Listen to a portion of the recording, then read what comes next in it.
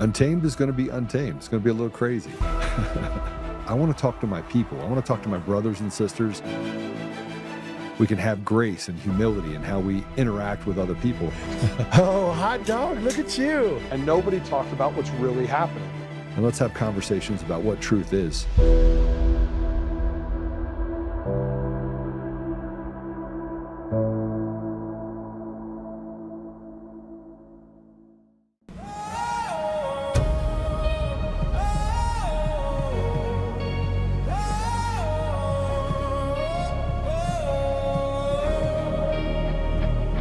God help Colorado, land of the free no more. Chains on the people, from the plains to the western shore. Leaders lost their way in a liberal haze. Time to rise up, set the Rockies ablaze. Colorado's bleeding, high crime on the streets. Denver's a war zone, can't walk without defeat. Immigrants pouring in, gangs like Trendy Agua run wild. Crimes unchecked, our safety defiled. Roads are crumbling, potholes everywhere. Taxes sky high, but they don't seem to care. Tables under siege, refunds disappearing fast. Liberal schemes stealing our cash at last.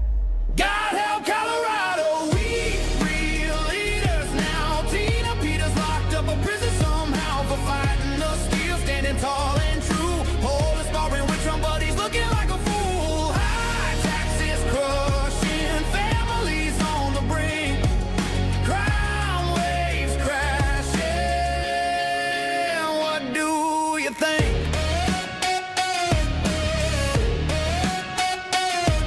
God help Colorado, break these chains we bear. American spirit will fight anywhere. Our election integrity gone. Dark money rules the game. Homeless camps sprawling. Drugs fuel the flame. Polarized politics. Green Deal sell us out, but hope's on the horizon, no doubt. God help Colorado, we need leaders now. Tina Peters locked up a prison somehow for fighting the steel, standing tall and true. Police bearing with Trump, but he's looking like a fool. High taxes crushing families on the brink.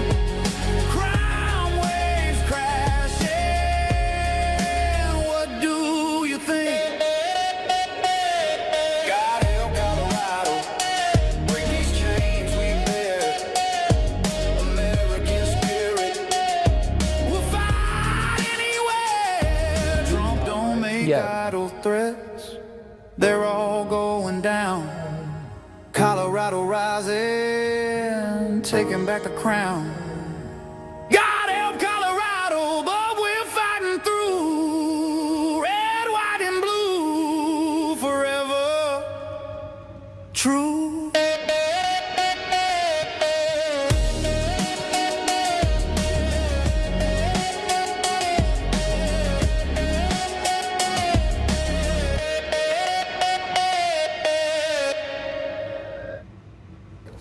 These was absentee voters. We obtained a list of people that they had sent ballots to, that the ballots returned but still voted. So that raised our suspicions. So what we did was we obtained this list, and what we found out is that it was no way people was voting absentee because they never sent ballots or applications to the overseas address for them to return it.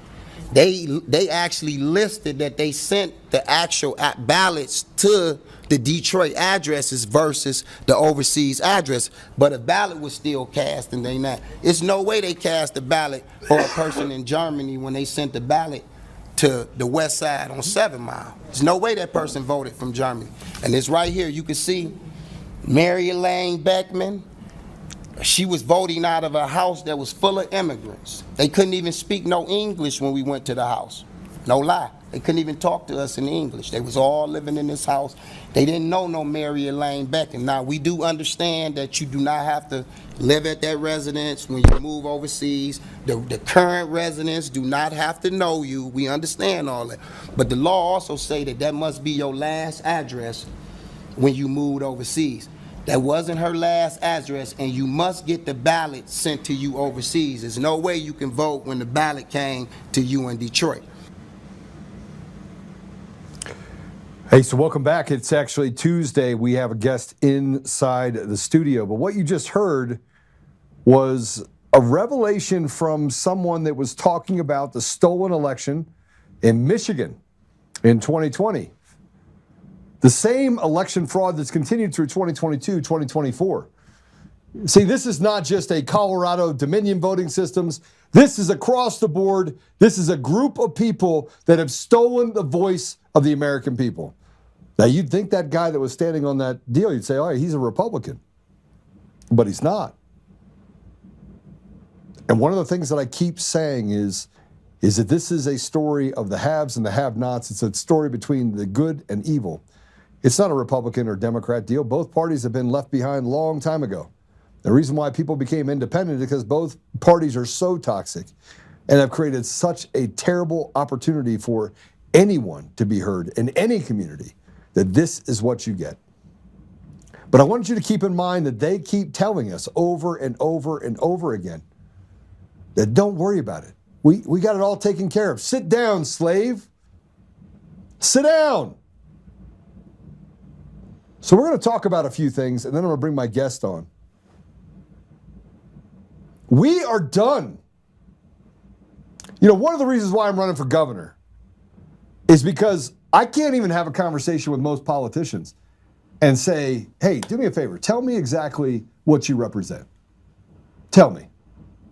And they'll go, we want to lower taxes. We want a big education better. And I'm thinking to myself, tactically, what would you do? And they're good with dog whistles. Now, Scott Bottoms is one of the exceptions to this rule, but Barb Kirkmeyer, man, she gets out there and talks a whole lot in Colorado about the fact that, I built good roads in Weld County, and I was a state senator that reached across the aisle. I don't want to reach across the aisle. I want to reach across the street. I want to have conversations with our neighbors. I want to get to the place where we have conversations about what is hurting the people in our communities. Why are 20% of the parents out there running away from the school system? Because they're grooming our children. Well, our guest today is going to talk about that, but I want to talk a little bit about Coomer because the amount of gaslighting and the amount of lies that comes out of Coomer's attorneys. And as I walk through this path and figure out who am I going to sue first, well, I think they actually know. They have access to all the information related to Eric Coomer. They know he's a liar. But that doesn't stop them from continuing this charade and putting pressure and making me spend money and lying to the special master, lying to the judge. But I think that they already knew that. So Laura Logan put up a post. Let's put up her post real quick. Put up Laura Logan's post. It's attached to my post because I had something to say about it. No? Yes.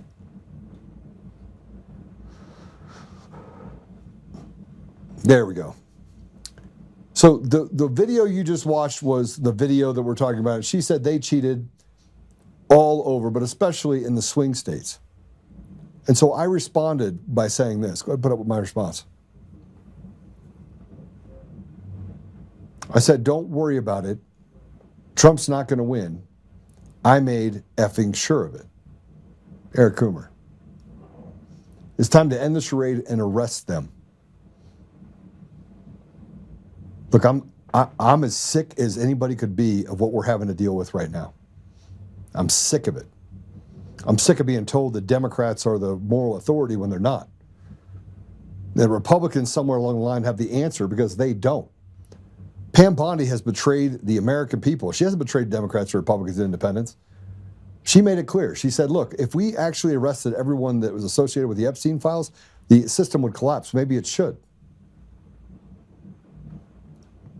We're going to talk more about Eric Coomer later. And a guy named David Beller, that's one of Coomer's attorneys, filed a motion to strike and to stop the public from getting access to information about Eric Coomer being a raging liar. We're going to talk more about that because I think it's important for you to understand what Coomer's lawyers are doing. It has nothing to do with truth. It has to do with how can they suck every dollar they can with this lawfare from good people. They've attacked my family. They've attacked everyone around me. Now, our guest here today is Rich Guggenheim. Now, I first met Rich, it was like 4 years ago, the Gays Against Groomers. He was actually standing up for children. And him and I, we had this conversation, and it was awesome. See, I don't care if you're a Democrat, Republican, Libertarian, Constitution Party. If you're part of the Satan Party, I probably don't want to talk to you. But if you have ethics and morals, then, those are the people I want to talk to. So let me just tell you about what's now happened to him. He was a Colorado Department of Agriculture official who blew the whistle on the federal grant money being funneled into DEI schemes in clear violation of federal laws. He's on administrative leave, facing retaliation, and he's not mincing words about the one-party Democrat rule enabling ideological capture across the state agencies. He was the chapter lead for Gays Against Groomers and a candidate for CD6. He brings the receipts on how the progressive agendas are trumping competence, accountability, and taxpayer dollars, and why whistleblowers are left hanging with nowhere to turn. We've seen that happen. So with that said, Rich, welcome to the show. Thanks for having me. It's a lot, right? It is a lot. First of all, I want to say thank you. Because it's not the first time you've stood up. It's like the 5th or 6th or 8th time. This time, though, it cost you your job. Yes, I'll say this, though. It didn't cost me my integrity. Yeah. A job can be replaced. Your integrity cannot. And at the end of the day, we have to have the moral turpitude in our state to stand up for what is right. And when I look at the type of corruption that we're seeing in Colorado, the difference between the corruption you see in places like Minnesota and the difference between what we're seeing in Colorado is in Minnesota, it's the people doing the corruption. In Colorado, it's the system that is corrupt. And it's the leaders that Polis has appointed who are in on it. So let's talk about that for a minute. I asked you before we came on whether or not you knew the Christopher Gregory case, which is one of the largest corruption bribery cases that engulfs nearly 40, 50 people. Christopher Gregory worked for the judicial arm of accountability inside the judiciary. And the amount of corruption that he experienced or witnessed and he recorded makes Polis and Weiser and Griswold look like they're running a criminal enterprise. Is this the same experience that you have working inside of is it USAID? No, it's the Colorado Department of Agriculture, CDA. Absolutely. And the fact that we're willing to take this money and we're going to tell the people who say, this is wrong, this is inappropriate, to literally shut up and then retaliate against those people the way I've been retaliated against. Let's make sure that people are aware of the fact that the retaliation against me and the way they went about doing that in such a public way was designed to create a chilling effect so that other people would be afraid to come forward. Because they want to keep those hundreds of millions of dollars, $250 million that we're getting in federal dollars to fund this crap. And if you speak out about it, you become the problem. It's not the corruption that's being exposed that's the problem. It's the corruption, the exposer of it. Oh, brother, that's just been the story that we've all had to deal with. The amount of bullying that occurs. We have Tina Peters in prison for this. Yep. Right? And it's, one of the things that I talk about too with this, when you look at agriculture tends to be more of a conservative department, more of a conservative field. A lot of the farmers. Well, Rich, hold on a second. I'm going to stop you for a second. One of my best friends is a gay married Jewish father of two. He's been my business partner for 14 years. You'll meet him before you leave. We've never had a fight in 14 years, right? And he is progressive. He loves Bernie Sanders. Loved Bernie Sanders. He thinks Bernie's a little bit of a nutball now because he didn't see, but he's always thought for himself. He has a child that identifies differently than I would probably agree with. And so, man, how do I say this? conservative, progressive, we all have similar ideals on life, liberty, pursuit of happiness. Exactly. Right? And we've been separated by social issues that I don't even think, I think there's a piece of paper between them. I mean, other than abortion, which I think there's a lot of people that are progressive that say, hey, you probably shouldn't kill babies, right? So I just want to say that because I think when we look at conservative values for agriculture, I have lots of friends that are Democrats that are farmers. In agriculture? Yeah. I would, I'll go with this is I'll say if something is small and traditionally seen as being conservative, we see rampant fraud and DEI being embedded into it. Imagine how much larger this must be in something like healthcare or education. Yeah. And I was thinking about this the other day. The USDA gives funding to the land-grant universities and our extension programs. And if you're not familiar with extension, that's things like 4-H and the Master Gardener program. That funding comes through NIFA, through the USDA. How woke are these universities and these programs? And can you trust that gender ideology and stuff like that hasn't crept into 4-H and the Master Gardener program? No. And that our federal dollars are subsidizing that? But the fact is that we shouldn't even have to deal with this, right? We shouldn't be weaponizing our children or indoctrinating our children and putting this stuff in front of them to begin with. Exactly. But this is where I don't think a lot of the average American is aware that this is where they think that President Trump signed an executive order and said, we're getting rid of DEI, DEI is gone. And it's done. It's a solved issue. But it's not. And this is happening all over the place. And this is, my example of it is just one example, a small example of something happening in one program, in one department, in a state agency in Colorado. And when you blow the whistle on it and you bring it out into the light, this state retaliates. Okay, let's not just talk about DEI. Let's talk about, and that's cost you your job, right? Yeah. But let's talk about holistically. Look, when I was growing up, I had a gay friend, right? He was fine. Everybody knew he was gay. Nobody cared. Nobody cared, right? We thought we solved all the problems. My generation thought we solved all the problems, and you're probably not that far off from my generation. We thought we solved all the problems. We didn't care if you were purple with webbed feet. We didn't care, right? And here we come down this road, and now we have pride flags in every school, every classroom. But in those classrooms, we don't have American flags.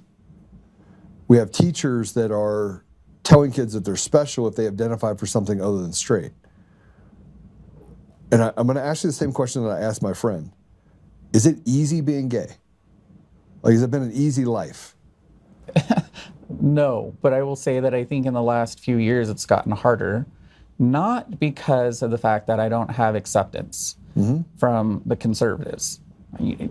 Joe, you know I've traveled all across the country. I've been on Capitol Hill, and I've talked to hundreds of Republicans in legislatures and members of Congress. And I can count the number of times on one hand where I'm told that they disagree with me. Even at AmFest, when I was at AmFest, by and large, I had 2 conversations with the tens of thousands of people at AmFest who, so I just don't agree with your lifestyle. Well, that's fine, I don't care. You're free to believe whatever you want to believe. But the problem is, because I've become a gay man who speaks out against this ideology that a man can become a woman or a woman can become a man, and we're going to start going after women's spaces and women's sports, women's prisons, and we're going to start mutilating and sterilizing children under the guise of affirmation, that somehow now I am not welcome in what is supposed to be seen as my own community, a community that espouses a doctrine of love and tolerance and acceptance. Yeah. So, no. I find it harder to live as a gay man within the I call it the LGB OMG WTF plus community. I might adopt that deal. But when you know, the thing is, it's because you can't have diversity if you think differently. And this concept of assimilate and comply is conformity. Right. And that's exactly what they want nowadays. So, and it's not conformed to any sort of logic. It's not conforming, and they threw debate out the window and said you just have to believe what we tell you to believe. So it's a bullying environment as well.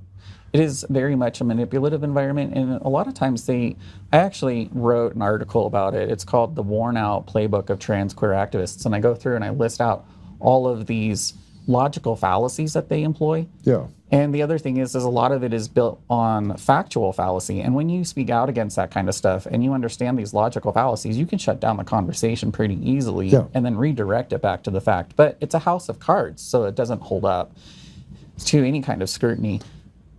Here's what I would say, though. A lot of people don't understand why I speak out about it. It's rooted in Marxism. And this Marxist ideology... Like Victor Marxism or just... Well, I'm just that's kidding. a conversation we could have. I'm just joking. That's not even his real name, though. No, it's not. It's Von Kennedy. Yeah. But, here's the thing. Well, and is that even his real name? We don't know. So when you talk about this agenda, the whole purpose of this agenda, and we can see it in play right here in real time in Colorado, it is designed to undermine the foundation of society, families. And when we talk about what it's done, we see the effects of how it has corrupted the media, it's corrupted science, it's corrupted medicine, it's corrupted government, and it's corrupted our schools. Yeah. Yeah, so I mean, this is the part where I feel like we're anemic because we talk about it, but we're not about it, right? I feel like we have to get to the next stage very quickly, and that is, and I'm already there, right? I mean, I'm at the warrior stage. I think you're at the warrior stage too. I think there are many men out there, and I'm gonna put you with my tribe, bro. You're willing to fight, right? Yep. And you've given up your environment. You've given up what should be your tribe. Really, it shouldn't be though. There shouldn't even be a tribe that delineates us based on sexual preference. There just shouldn't. Well, I would agree with that, and I take that and put it into practice a couple weeks ago when I was back in D.C. and I was speaking at the Supreme Court about these 2 Title IX cases, and people asked me, I was the only gay man who spoke about protecting Title IX, and they said, why is a gay man speaking about this? Because beyond being a gay man, I'm a son, I'm a brother, I'm an uncle, I have women in my life. Right. My mom came of age before Title IX rights. Now, you were born from a man. Come on. That'll never happen. I'm just kidding. Born of a man. Sorry, is Brian to tone somewhere in the room? Yeah. The thing though is when you have these women in your life and you see the opportunities that Title IX afforded people like my sister and people like my niece, and now I have a great niece who's growing up, and those rights and those opportunities and those privileges are under threat by men, because that's what trans rights are. They're men's rights. That is something that should alarm all of us. I mean, you have daughters, maybe granddaughters. Not yet. Not yet. Goodness. You're getting there. No, I got some time, bro. Okay. I got some time, please. But you got those kids that we see nowadays. What this comes down to is depriving women and stripping rights away from women. And the most fundamental right is the right to bodily autonomy and the right to consent. And we're telling women, you can no longer say no to a man in your private spaces.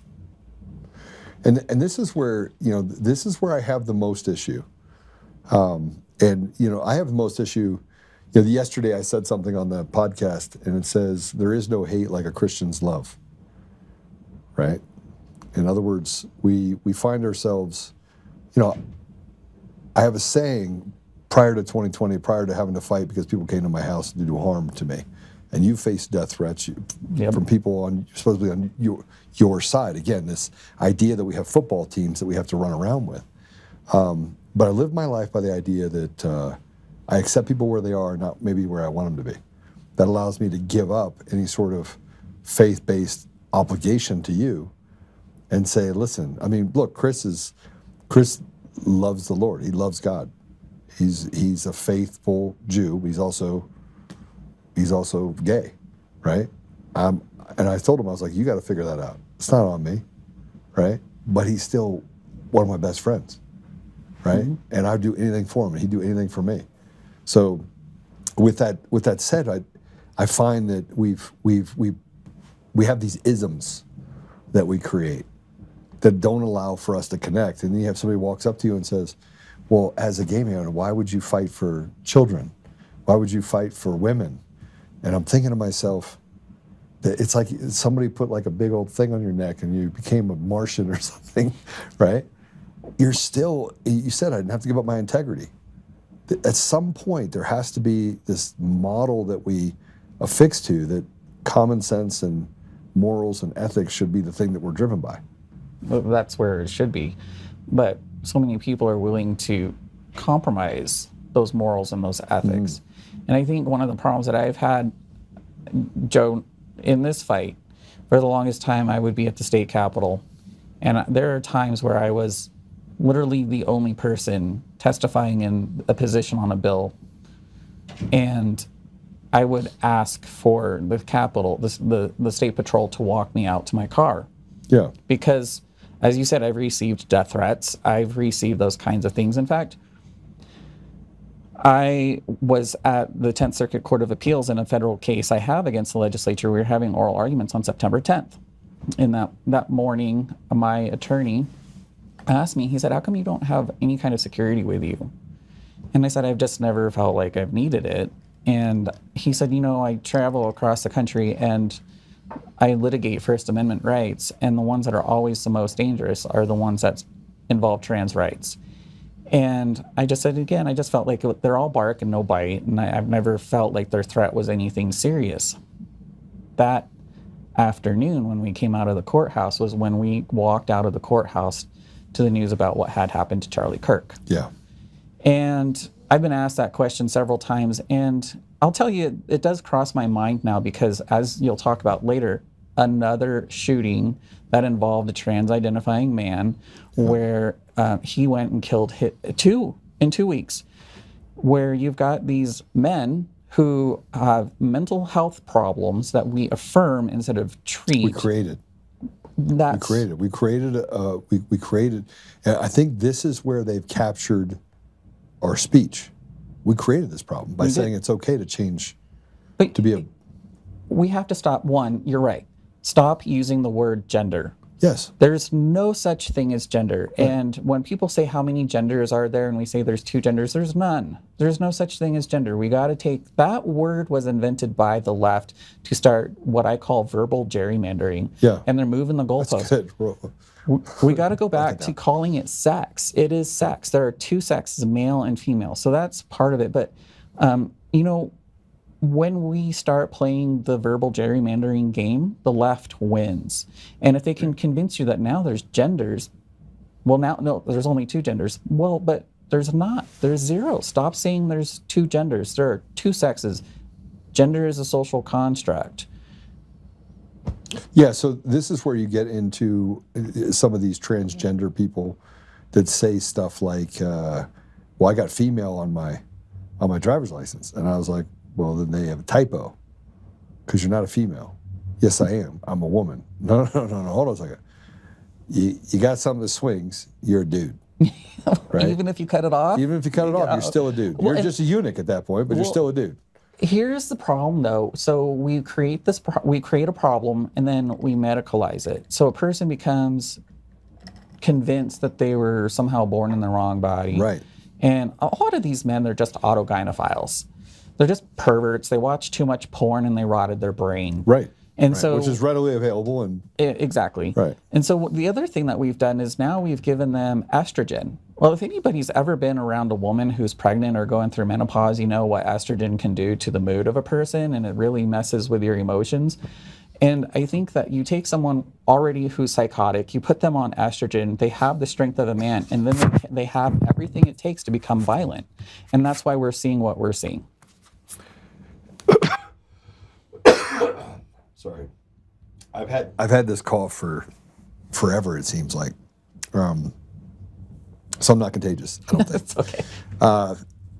So you're absolutely right, and I've been married for a long time, and I know what estrogen does to my wife naturally.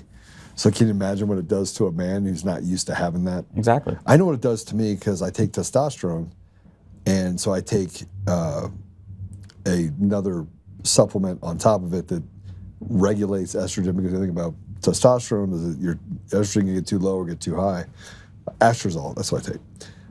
So it makes sure that everything stays balanced because I want to be able to balance it. But if it gets out of balance and I don't take it, frankly, I get nervous, right? So what would that do to, and that's naturally producing, what would that do to a man or a man that is taking estrogen because he wants to grow boobies? Yeah, and that's where I think we're seeing a lot of these acts of violence. Transgender people are always going to play the victim, but they're not the victims of violence, they're the perpetrators of violence. Yeah. And so it has been something, as I've spoken out more and more. I was down at an event in Durango at a TPUSA event, and I literally had to have a special escort of SWAT, a detachment of SWAT, escort me into the building and out of the building because of the trans activists had become so violent and sent out so many threats. But that doesn't stop you from speaking the truth. And I've said this before. It was a story of in the New Testament. I said Stephen preached one sermon before he was stoned. Yeah. And you cannot allow them to silence you and use fear, because that's what it is. It is emotional manipulation, and that is bullying. And they're going to bully. They are going to try to bully you into silence. Keep speaking out and keep fighting to protect women and protect children. This is a demonic, it's an evil ideology.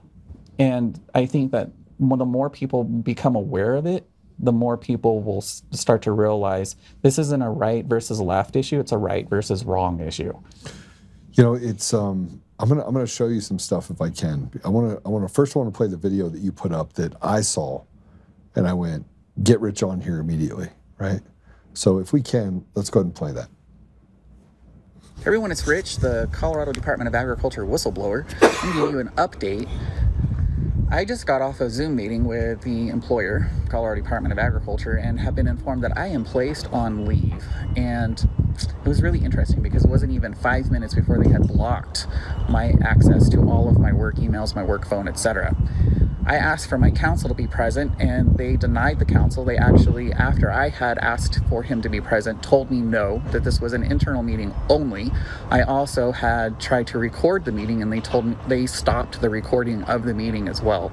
Fortunately, I had a backup. I was recording it on my phone and also screen recording it, so I'll be able to use that as evidence. But this is the retaliation that is happening from the Colorado Department of Agriculture for blowing the whistle on federal dollars being used to fund DEI initiatives at the Colorado Department of Agriculture. I am now on administrative leave. What? Why is DEI so dangerous? Well, DEI stands for diversity, equity, and inclusion. One of the things that is really important for people to understand is that equity piece. And when we talk about equity, we are literally talking about Marxism. And we're talking about this communist, socialist agenda where we distribute wealth equally to all people. So that's a big piece of it. And when we start looking at how that plays into agriculture, people ask, well, why is it in agriculture? Every one of these leftist revolutions throughout history has done two things. One, they've used children. They've indoctrinated the children and used them as their foot soldiers to carry out these revolutions. And two, they've also used the food supply and the distribution of food and wealth to control the people. And so that's where that falls into the piece of agriculture and why it's in agriculture. And we can see the diversity aspect of it in play. And this is part of a larger globalist agenda. A lot of people don't understand that a lot of this is driven by the UN. And an example of that is the UN declared that the 2026 was the year of women in agriculture. And for the first time in Colorado history, the Colorado Department of Agriculture elected an all-female board of conservation, even though men applied to it. How is that equity? That is a great question. So it's not equity, it's diversity. That's not diverse. It's singular. They see it as these women are an oppressed minority, and women need to. But women aren't a minority. That's part of the problem, though. Yeah, I mean, so this is where you question the narrative, and the moment you do that, the whole entire agenda just falls flat on its face because you expose it for the lie that it is. Okay, so why do we debate the ridiculous? Why are we even in this position when we're dealing with this when everyone knows it's ridiculous? It's not something to be debated. It's something to be sold. Take your shit and get out. Well, if you say something like that, like I did in this meeting back in November, I said, this is DEI on steroids. We are creating an inclusive leadership cohort, and we're literally talking about Colorado for All and the DEI initiative for Colorado. And if you speak out about that kind of stuff, you get told in front of everybody that your comment is inappropriate and told to turn off your microphone. What? Yeah, that's exactly what happened to me. I was told by my boss in my meeting that my comment was inappropriate and to mute myself. And I said to my boss in that meeting when we were talking about this, I said, I don't care that it's inappropriate. And he said, good, it's on record that you don't care. I said, no. And he told me again, mute your microphone. I said, no, it's on record that you will engage in viewpoint discrimination and silence anybody who does not go along with your agenda. Yeah, so what did he say? That's when he got fired. Yeah, that's. I mean, you didn't get fired yet. You got put on leave. Are you on leave now, or are you fired? I'm on leave. They've done this investigation. So that day I told him, I said, I do have contacts at the Department of Justice. Whether or not she does anything besides get mani-pedis, I don't know. Yeah, but I mean, I'm going to tell you right now, the Civil Rights Division, Harmeet Dillon would have a heyday with this. Yes. Because it would allow them to actually then further freeze out more federal dollars to the state of Colorado. And that's the thing she's been great. Pam Bondi on the other side of it has not been so great. She's not great. Neither is Todd Blanche. She needs to go. Yeah. So that's where that's at. And then I did send the information to them and all of the evidence. I had collected the evidence and put it onto my personal computer, and I just sent it was a thick packet of all the documents and the evidence that I had, and I sent it off to the Department of Justice. 29 days later, the Colorado Department of Agriculture put me on under investigation. And in the investigation, they just said that it was for policy violation. Wait, hold on a second. So after you went to the DOJ is when they then retaliated against you and put you on leave. Put me under investigation, and then they said they refused in the investigation. This is the whole thing. This is the haves versus the have-nots. Yeah, and the process itself is a punishment. But they refused in the investigation. They hired an outside firm to come in and do the investigation. And they said, we're not going to tell you what the allegations are or what the scope of the investigation is, saying, quote, it will become clear as the investigation progresses. How is that even a thing? That they don't have to give you a reason. They just did it. That's not true. Because And so they did the investigation. I still have not seen the investigative report. The investigation firm, it's Flynn Law Group, LLC, Employment Matters is what they're called. There we go. Yeah. So Employment Matters. So the same organizations that get access to tens of millions of dollars. And government contracts for the state because, they're Polis's buddies. And they refused to show me. They refused to tell me. Real. They refused to anything. I still to this day don't know what the allegations are. So they gave their report to the Department of Agriculture. And then the day that they put me on leave, I had my attorney and I said, hey, they want to have a meeting, and they do it like at 4:30 on a Friday. Right. So I said to the attorney, he's like, okay, so I'll join you, and it was a virtual meeting.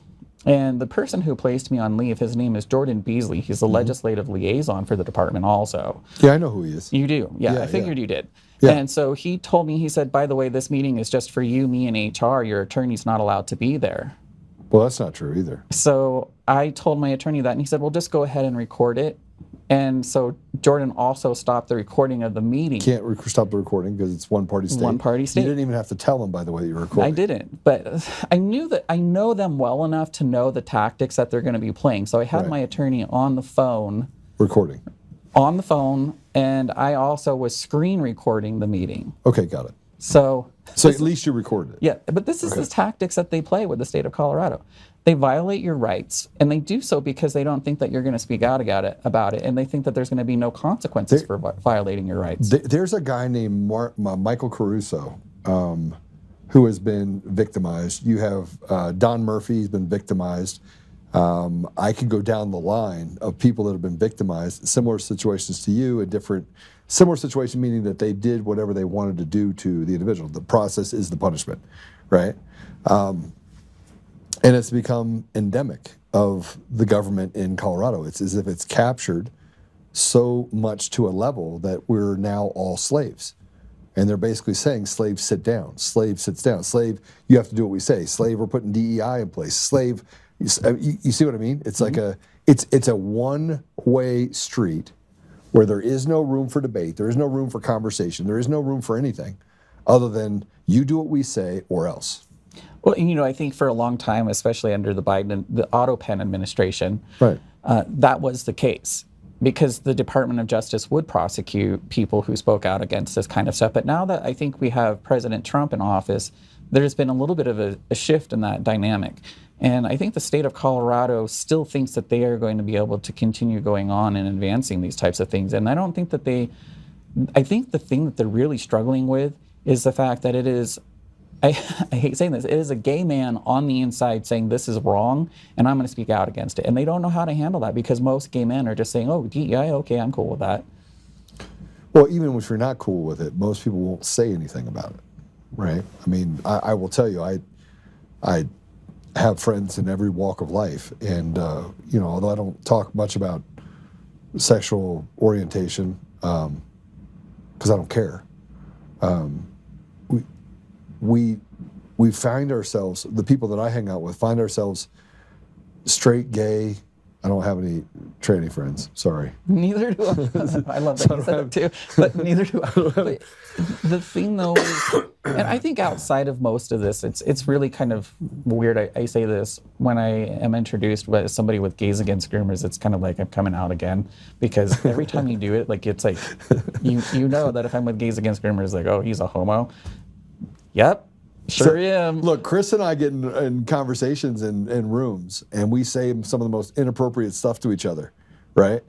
And I had to get rid of HR as a result of it, because they kept freaking out. So I had to find somebody that wasn't a squish in HR. Tried to find that. Right? This doesn't exist, right? No.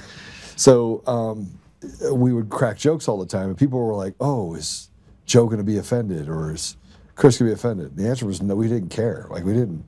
Man, if you ever see my ex post, Joe, you know I'm like in Twitter jail all the time on the free speech blog, on the free speech platform.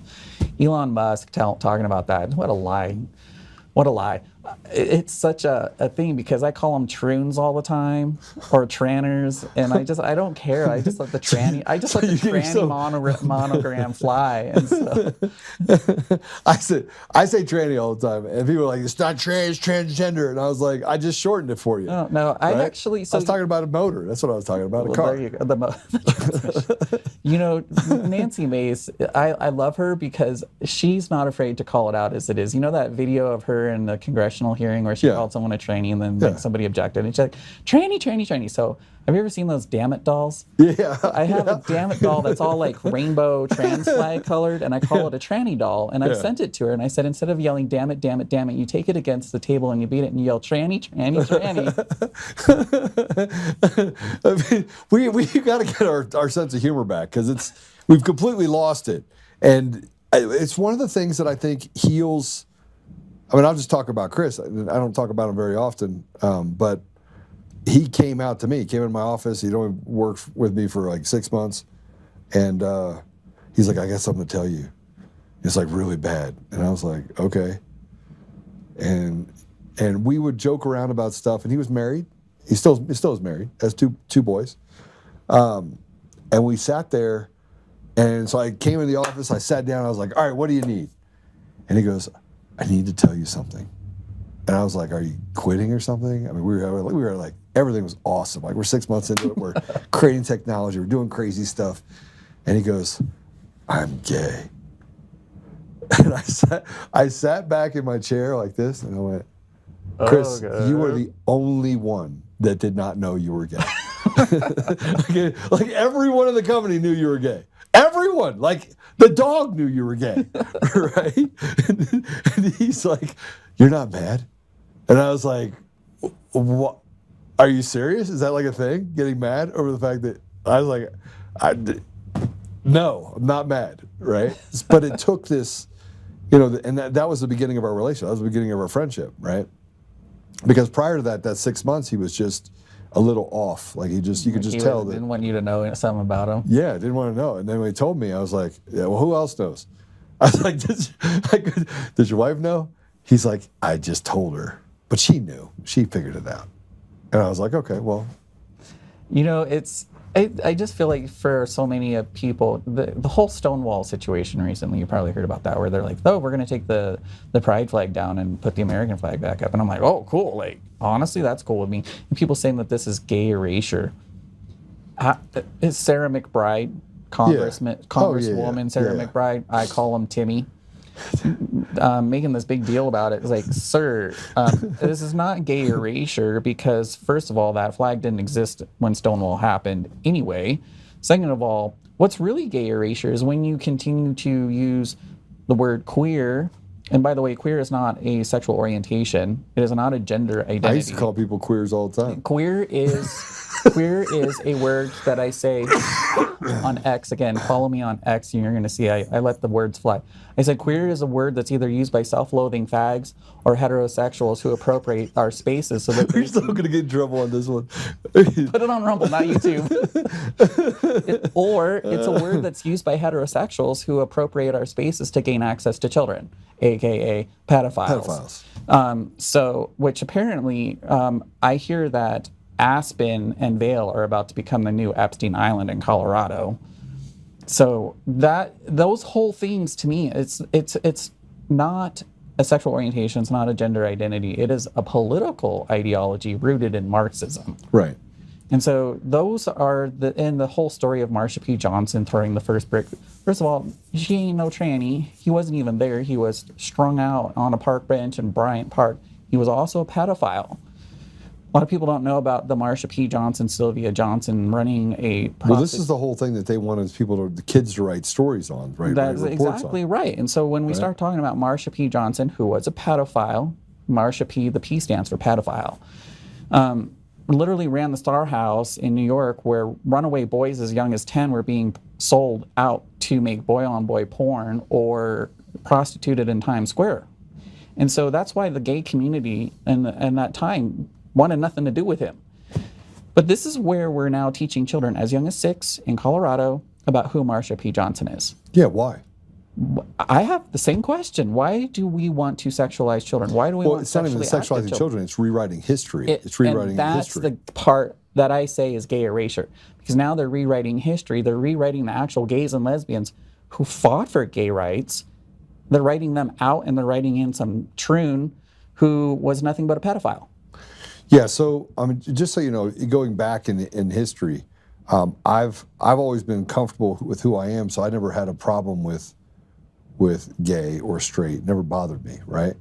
I'm a happy heterosexual, and I don't feel like I should even say that. But the other side is that I remember the Matthew Shepard, deal. I mean, I remember donating to it at the time because I thought it was absolutely horrible.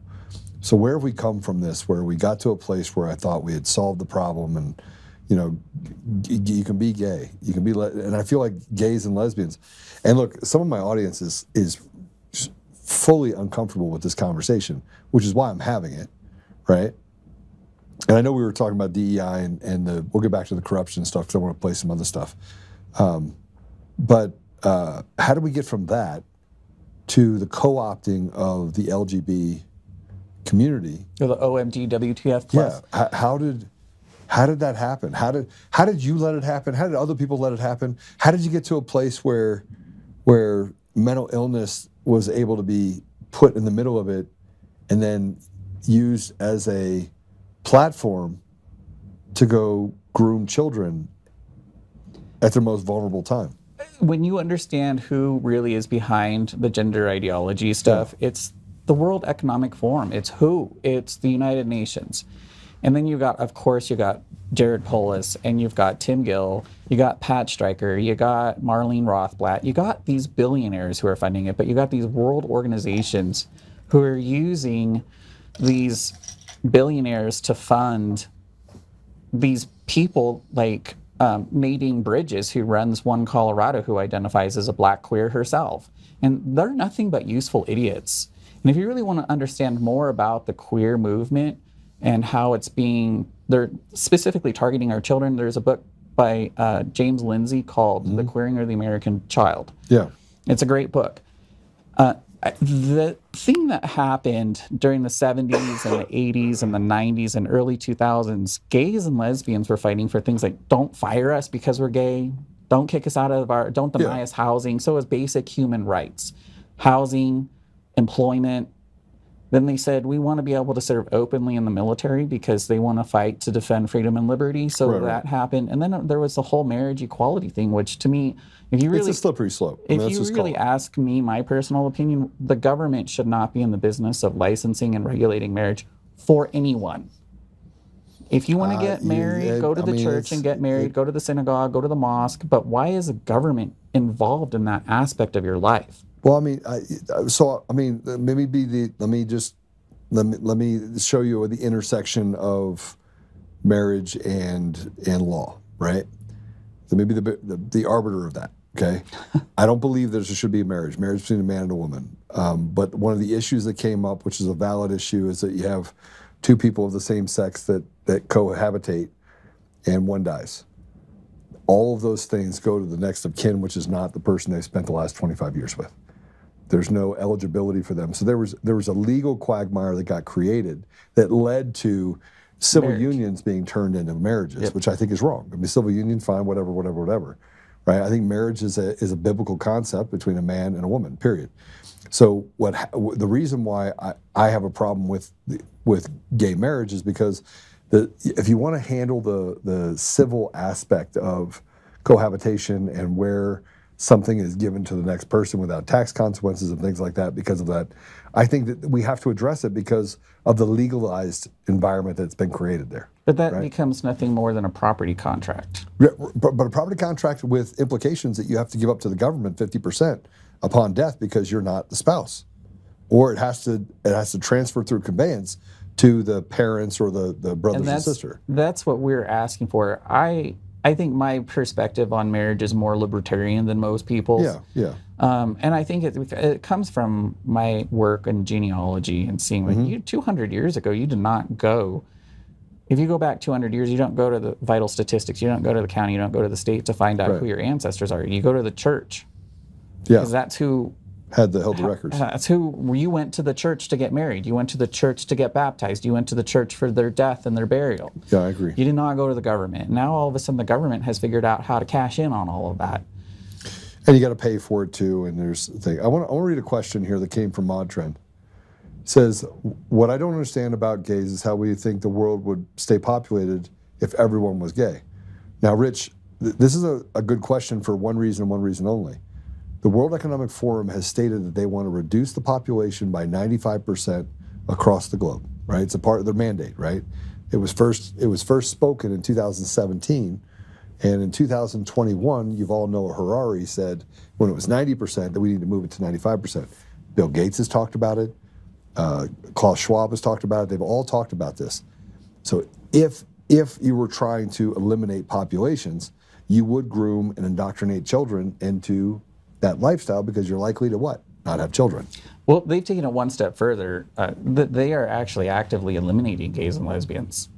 You take a child who is not gender conforming, is what they call it. Again, you're not fitting into regressive sex-based stereotypes. Right. So a boy who might be more feminine or like to do feminine things, or a girl who likes to do more masculine things, and instead of saying you're gay or lesbian, which a majority of them do grow up to be gay or lesbian, we're just simply saying they're transgender. And then what are we doing? We're sending them down a pathway that leads to them being sterilized and mutilated and increased suicide rates. Right. So I see it as a modern day form of conversion therapy.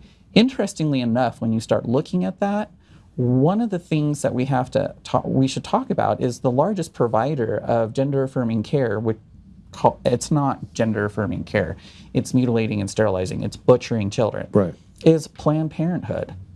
And Planned Parenthood calls, their funding comes through the state legislature under the guise of reproductive health care, which is an oxymoron because abortion is not reproductive health care and sterilizing and mutilating a child is not reproductive health care. So it's a form of population control by sterilizing the next generation. Yeah. And it is an iatrogenic effect, and we see that it's a social contagion, and it's being driven through the schools, and it's being driven through social media. And I say all the time to the parents, get your kid out of public school and know what they're looking at on social media. Because if you look at social media and they're on TikTok all the time or they're on Instagram all the time, you got to get them off the devices and get them outside in the real world. Your kids need to touch grass.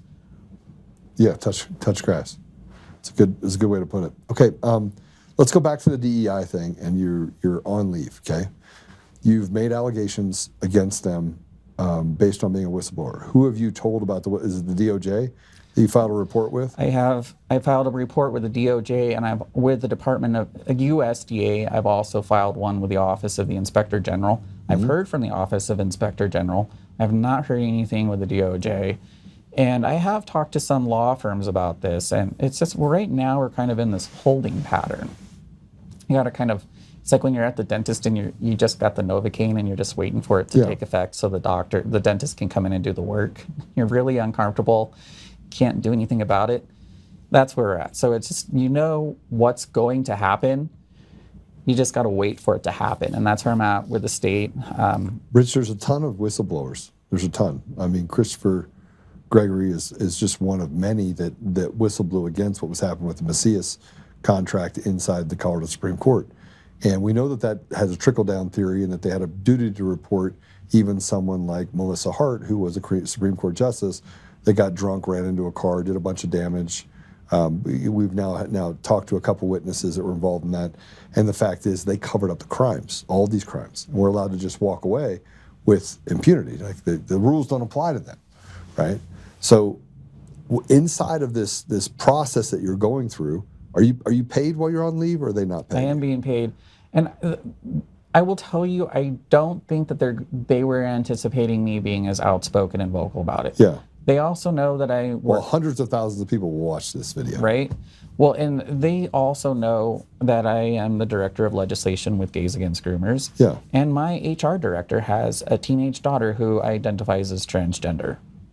So I've had a target on my back for several years now. Yeah, in other words, they were going to make it easy on you. No, they weren't. But they also know that I wasn't going to make it easy on them. And what I say is an admission of guilt.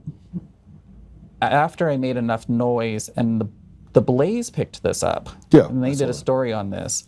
After that story came out, the state DEI website has been scrubbed and taken down, and all of the job announcements, because I sent a ton of job announcements from job postings across the state, from the state's personnel website to the Department of Justice. And all of those jobs had DEI language in it. In Colorado, it's called EDI. It's all gone. All right, so you were now it's not gone. It's now under it's hidden. Yeah, it's hidden. Yes, right. So, and that's the exact. Going back to language, I would say we got to understand that we're not just because the language may be off the website and no longer posted on jobs. The process is still the same. The process is still going on, so it's just a shell game, and they're taking it out of the limelight and they're putting it back behind the scenes where it's still actively going on. And it's not going to be until we take the practices of it and the ideology itself has to be dismantled before we can move forward as a society. Right. Okay, so let's there's a saying that says what makes you feel good doesn't necessarily do good, right? So just because it makes you feel good doesn't mean it's do good. Let me just, I'm going to continue to follow this. Who'd you talk to, by the way? Steve Baker over at the Blaze, or who'd you talk to? Steve Dace. Okay, all right. And did they do a follow-up? When did they do that story? We did this at the beginning of February, so it's been about 2 weeks, and I have sent them the information that I'm now on leave because they ran the story before I was placed on leave. Right. I think we'll do a follow-up after. I'm looking at a disciplinary hearing for the state. It's called a 610 meeting, and waiting for that to be scheduled. And the are we allowed to make it go? Can we go live? Can we just get your phone and we'll hook you up and make it so that you're sitting there? That would be so awesome. And we'll do it live. We'll do the entire meeting. They won't know what's happening live. This is the thing, though. In Colorado, they do these because we live in a banana republic at this point. And this is just a kangaroo court. Yeah. Yeah, I mean, look, I've been talking about the special master, Gilman, who's in my case with Coomer, the Coomer case, and has just violated every ethical law known to man in the judge advocates group that they have here in Colorado, and was assigned by the judge, who also has procedurally just butchered the law. right? So this is normal. This is how they operate. They do whatever they want, right? And I'm trying to highlight the fact that we don't have a working judiciary now, that it basically is a cartel. And that's why one of the things that I'm looking at doing and plan to do with this, there's no way when you go through the state personnel board, there's no way when you go through the Colorado Civil Rights Division that a person with pronouns in their profile is going to give you an impartial, fair hearing or investigation on any of this. So that's why our tactic at this point is to file a lawsuit for violating my First Amendment rights in federal court. And we'll take it all the way to the U.S. Supreme Court if we have to, because litigation in federal court is the only way I see us winning these type of battles. Well, if you can get past the judges in the federal court that have created density about being advocates. I mean, they are these Marxists, they are these evil demons we're talking about, right? So you're not immune to it because you have qualified immunity, which is one of the reasons why I say we have to get rid of immunity for judges and DAs and the like. And even at the state level where I'm at now in the Department of Agriculture, they say that they have governmental immunity. And that, if you followed my previous lawsuit, the current lawsuit that I have against the state legislature, they're saying the same thing. But that's why you sue them in their personal and their professional capacities. Right. And nobody has immunity against violating your constitutional rights. No, but the judge, it's very difficult. The problem is they take care of themselves, right? So they're the enforcers. They're the ones that get to be the Guidos on the street, creating havoc, right? Taking money from people, sweeping evidence under the rug, doing eliminate certain evidence from getting in the court. I feel like I could be a lawyer right now, by the way. It's very much a cartel-like situation. It is cartel. Yeah. It is. I mean, you have the boss, which would be like a polis. You have the captains, which would be the people that work for different organizations, Weiser, Griswold, things like that. And then you have the earners and the enforcers, which are the people on the ground that are bullying, intimidating, and stealing your ability to do the work that's necessary. So it very much is a cartel. It is a cartel. It's a criminal cartel. It's a conspiracy, right? So I want to, can I move away from this really quick? Because we're going to get to the bottom, but I'm going to call the CDA. We're going to do it on the next show. The next show, which I'm going to do I won't be here tomorrow, guys. Patrick's going to be here tomorrow, and it's going to be a fire show for you tomorrow. But I'm going to do another show where we actually actively call them while I'm on the air and ask questions. So I'm going to set appointments and do things and make phone calls, and I'm going to try and figure out if I can get people to just answer questions. That doesn't mean they won't answer questions. They will answer questions because they won't.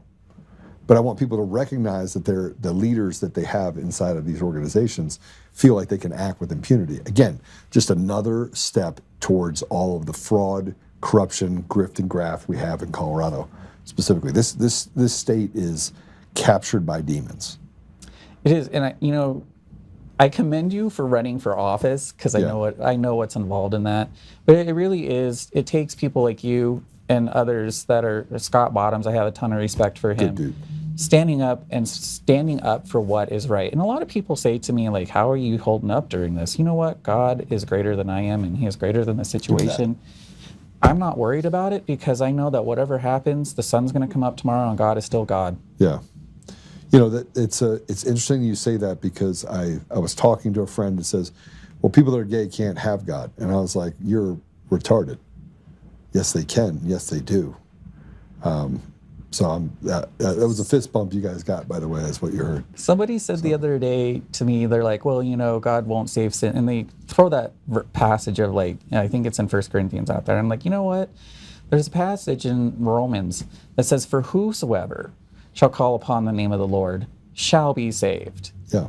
And so if you believe in a God that won't save certain people because of their sins, then you believe in a God that doesn't exist in the Bible, and you believe in a false gospel and a false God, because there is nothing that can separate me from the love of God, because I believe that Jesus Christ is my Savior.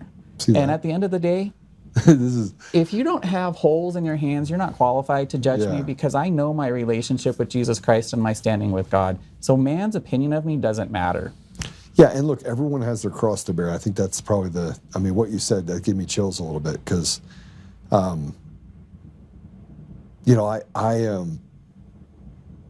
just said it. And this, by the way, came from a friend who I was on the phone with yesterday. I said it, Ryan. And he said, there is no hate like the love of a Christian, right? Or a Christian's love. And I think it's something we should consider when we walk through the idea that we can love people. And there's so much sin that people hide, right? That's why I say that, you know, those without sinners. Without sin cast the first stone. Exactly. And I think that Jesus was writing on the ground the sins of each. Yeah, what their sins were, and so they ran away, right? They're like, okay, I lived my life in shame. I got outed. Yeah, so it's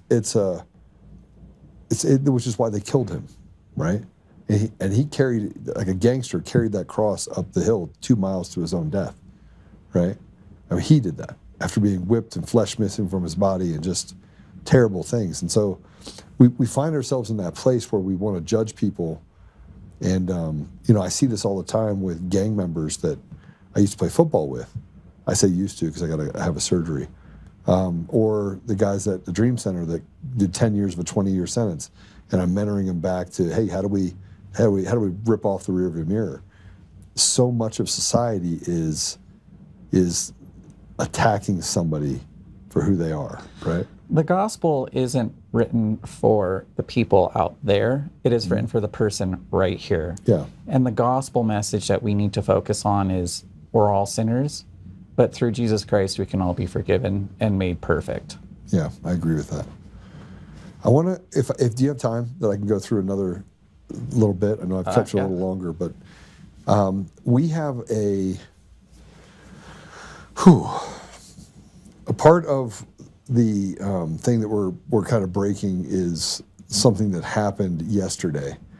And so yesterday, Dennis Lynch, at the Dennis Lynch Arena in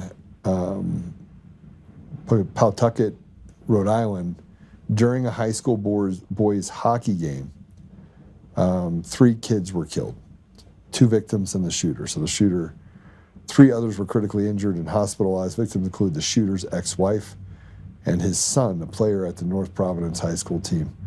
No players or students were harmed. So he killed his ex-wife and he killed his own child.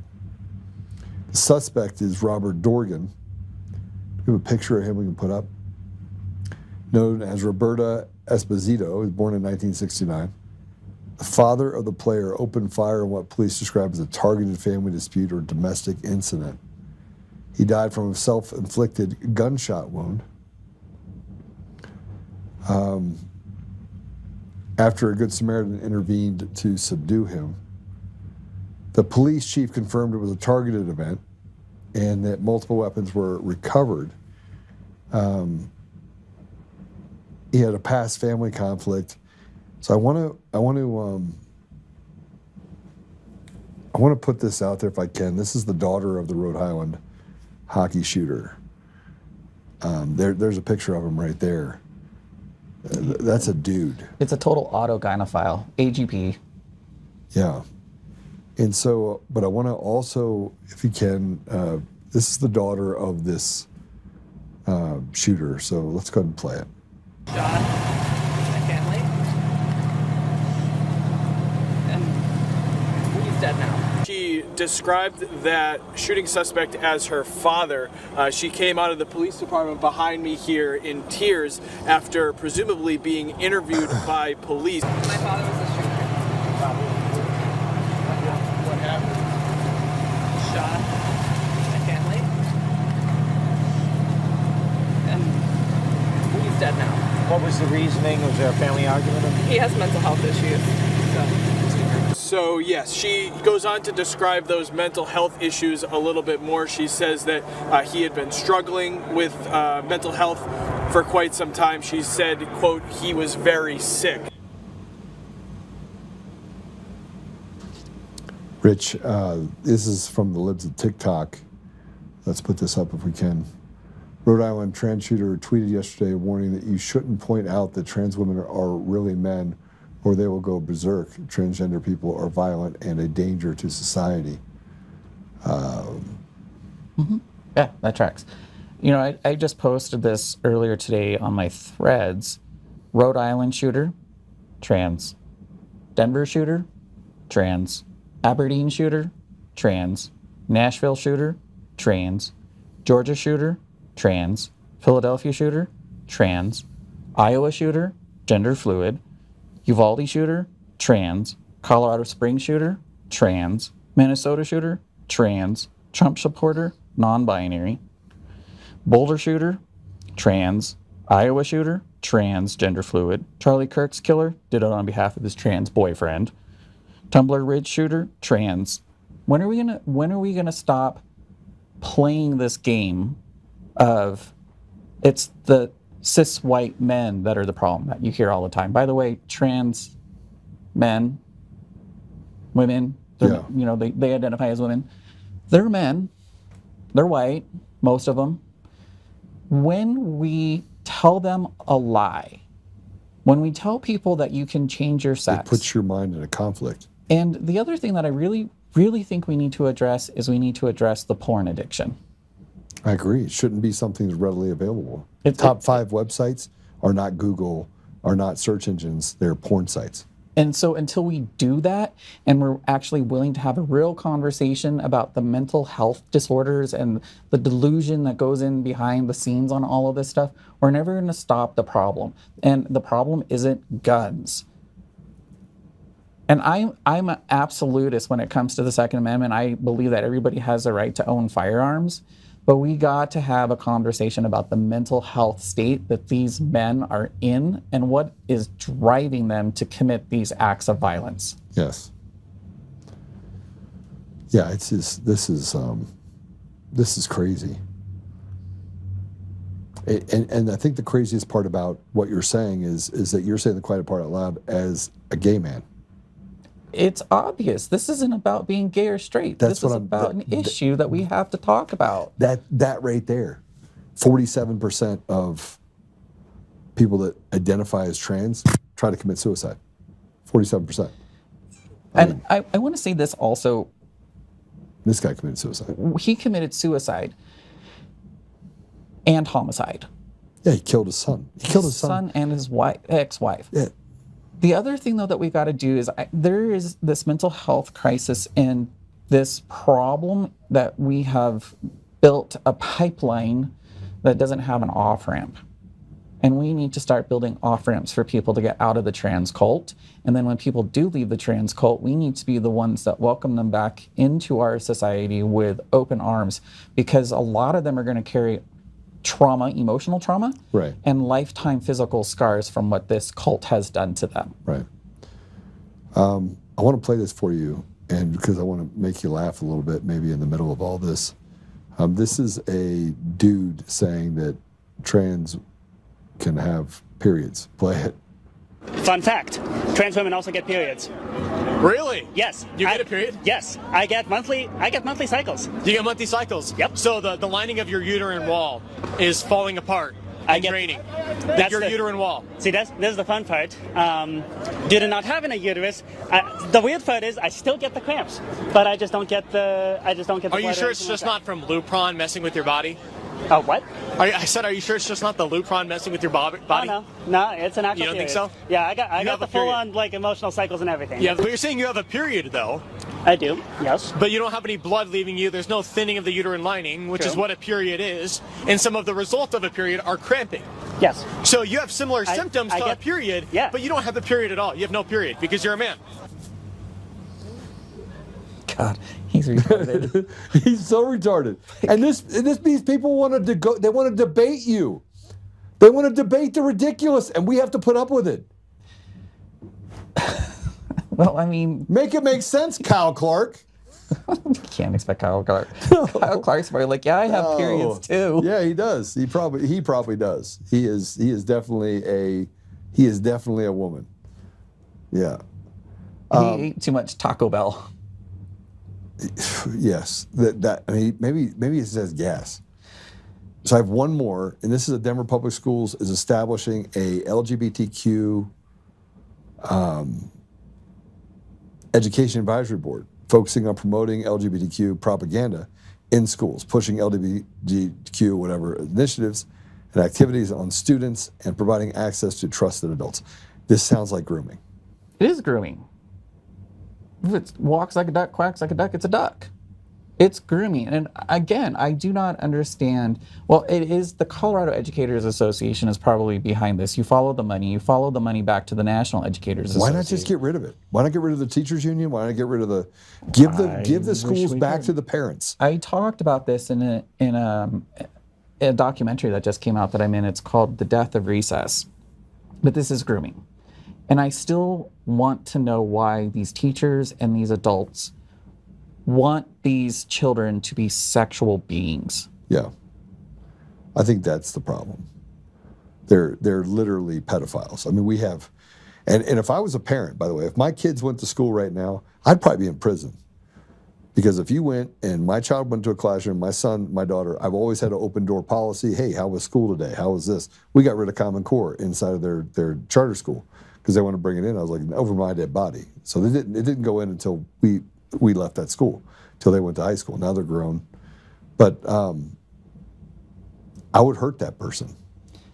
Joe, I would hurt that person. This is a point that I want to make clear.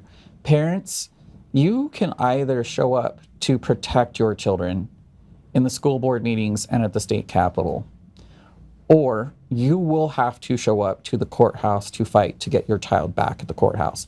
And once your child is in the state system where gender ideology is forced upon them and you have to fight to get them back, you're probably going to lose. The chances of you winning to get your child back in the state court, the family court system here, is slim to none. Because we're working on legislation that if you don't affirm a child's gender identity and gender expression, you're now an abusive parent, and the court has to make that determination in awarding custody. All right, so let's, I'm going to give you the final word, how people can follow you. We'll follow this case very closely. We'll make sure we call the CDA, because I really want to have a conversation with those guys. But I want to, as a final comment, you're talking to fathers out there, and I know that mothers have done a lot. By the way, we wouldn't have this country, we wouldn't have an opportunity to save it had it not been for mothers standing up and screaming. Matthias, would you agree?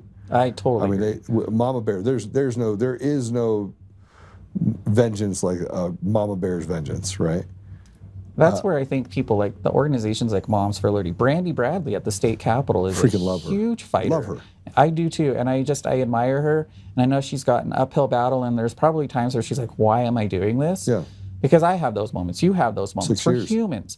But it's these parents, the moms that have been out there that, and I will say as someone who's been with Gays Against Groomers, it's the mothers that have stood by me in all of these fights that have made the difference. All right. Sorry. What would you say to fathers right now? What would you say to the fathers out there that say, I'm tired? I understand you're tired, but imagine how much more tired you're going to be if you have to go to court. Or bury your child. Or bury your child. Or one day when your little daughter is taken away from you, and the next time you see your daughter, it's not your daughter. It's your son. Because the state has mutilated and sterilized your daughter and made your daughter believe that your daughter is a boy. What are you going to do? I don't even know how this is even a thing. My mind is perplexed on why we haven't, I'm sorry, but men should walk in and just tear those flags off the walls in the schools. They should tell the teacher that has all the freakish stuff going on, get out. You live at 1754 Main Street? Okay, get out. And please show up. You know, a lot of these trans activists will bully the women, but they won't bully a father because they're afraid of you. And it takes the dads to get involved, and I really want to encourage them to get involved. How would you feel as a father if your daughter came home from school one day and she said that she was raped in the girls' bathroom by a trans-identifying man? You would be apoplectic. I don't care how tired you are. Your ass would get up off that couch and you would beat somebody. Well, I don't know if beating would be. Unaliving someone would probably be. There you go. But we got to prevent that. An ounce of prevention is worth a pound of cure. I agree. Rich, thank you. Thank you. Thanks for coming out. How do people follow you? X Mostly is where I'm active. 5280 based homo. You can also. I still love the fact he says based homo. 5280 based homo on X. You can also find me on a lot of the other social medias. I've got Escaping the Rainbow Plantation. You can look that up and you can find me there, but mostly on X. There's my link tree right there. You can see some of the stuff there. All right, perfect. Hey, thanks for all the work that you do. Thanks for standing up, and thanks for taking us. You know, the amount of work that you do puts many of these mothers and fathers to shame, because they've let it happen. So I appreciate the work that you've done. Thank you. And thanks for standing up to the CDA as well.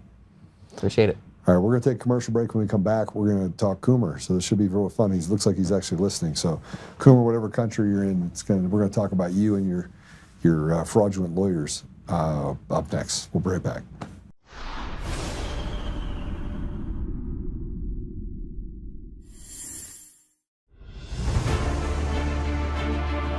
In every thread, in every stitch, Honor-Bound USA weaves the fabric of the American spirit. It's not just apparel, it's a testament to God, family, and country. At Honor-Bound USA, we're a family of patriots who put our faith, family, and America first. When you visit our website, you'll find a line of products that embody our commitment to pray, stand, speak, and act. As the official site for the Untamed podcast, all of our products proclaim speaking the truth with courage. We also have the powerful documentary from Professor David Clements, Let My People Go. Identify yourself as one of the few who are willing to stand for what they believe in. Join the Honor-Bound USA family today.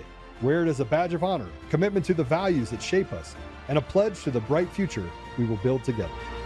Because when you're honor-bound, you're not just wearing a brand, you're embodying a lifestyle.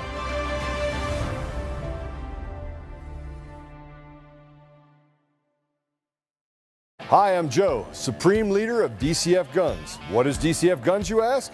We're the best damn gun store and range in the universe. Do we have guns? We have all the guns. We got small guns. We got big guns. We even have beastly guns. We offer all types of training, and we have 5 ranges across our 3 locations.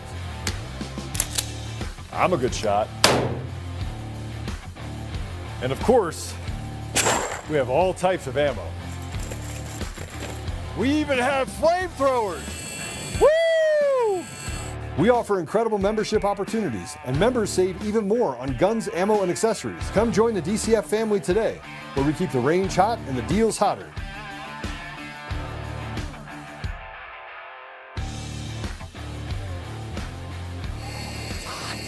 It's hot.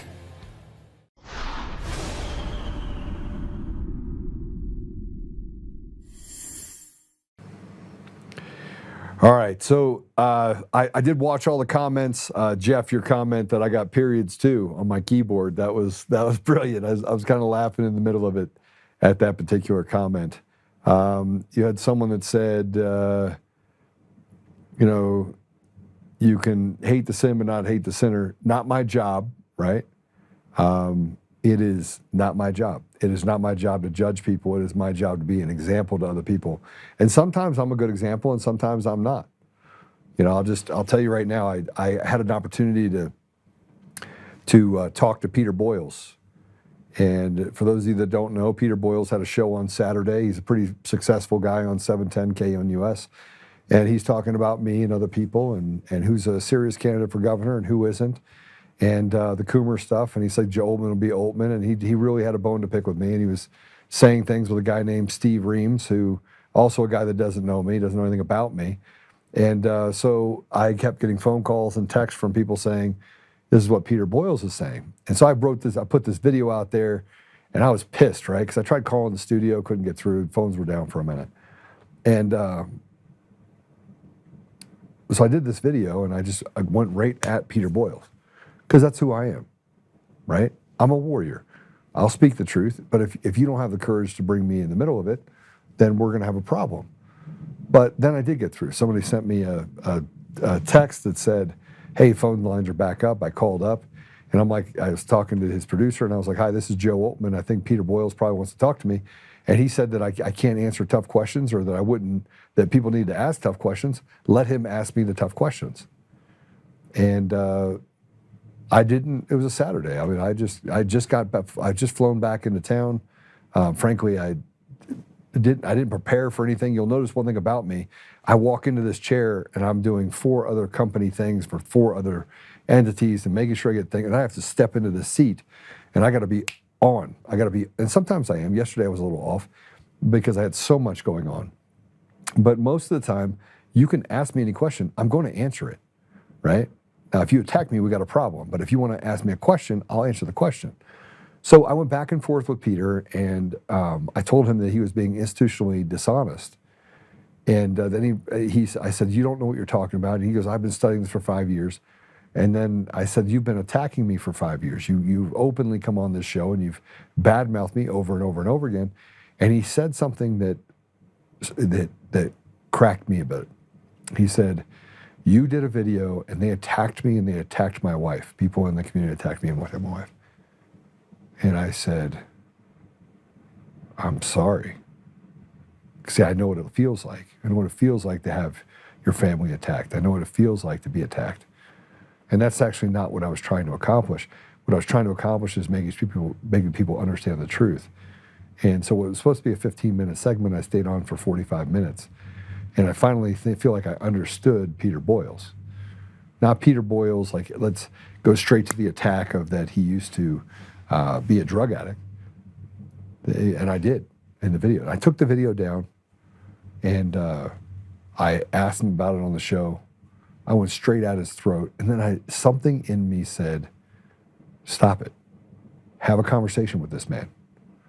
And so I did. Peter Boyles, 82 years old. He's been around for 50 years. He's been an articulate voice. If you go back to the John Benet Ramsey deal, he was a articulate voice that wouldn't let the story die. So I had been listening to Peter Boyles for 30 years in Colorado. Anybody really has. And it took me slowing down to understand that, hey, this guy's not my enemy. He has been playing on the wrong side of the fence and listening to people like Dick Wadhams, who are just horrible examples of what we should be in our state, that has done a real harm to usher in with others Dominion voting systems, fraudulent elections, so that they could divvy up the cash. So anyway, in a couple of weeks, I'll be on with Peter Boyles, and I told him the same thing. You can ask me any question. Let's have a conversation about what Colorado needs. Let's have a conversation about what the election systems are. And this is where it gets to Eric Coomer. So let me explain to all of you something about me. Everyone gave me advice. November 6th, that Friday, I'm making phone calls. I'm literally just, oh my gosh, I got to get to the bottom of this. Do I, don't I? I'm sitting there with 2 of the closest people, family members my best friend, Gordon, he is, at the time, he was 82 years old. Yeah, he was 82, almost 83. He's 89 now. And he tells me, don't get involved in this. Just pass this off to someone else. Let someone else handle it. And the only thing I kept thinking at that time is, yeah, that's a great idea.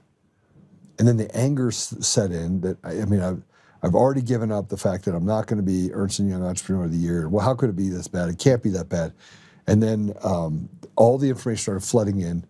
And then that Monday, I got in an argument with Gordon, and I basically, first time I've ever had harsh words with him. And I said some choice words that I regret. Now, I was up elk hunting. I cut my hunt short, and I went home. And I wrote these things on social media, and I kept thinking to myself, I got this guy. Like, I can't believe that I missed this. Why did I not? Why when I identified him, did I not dig further into what Dominion did?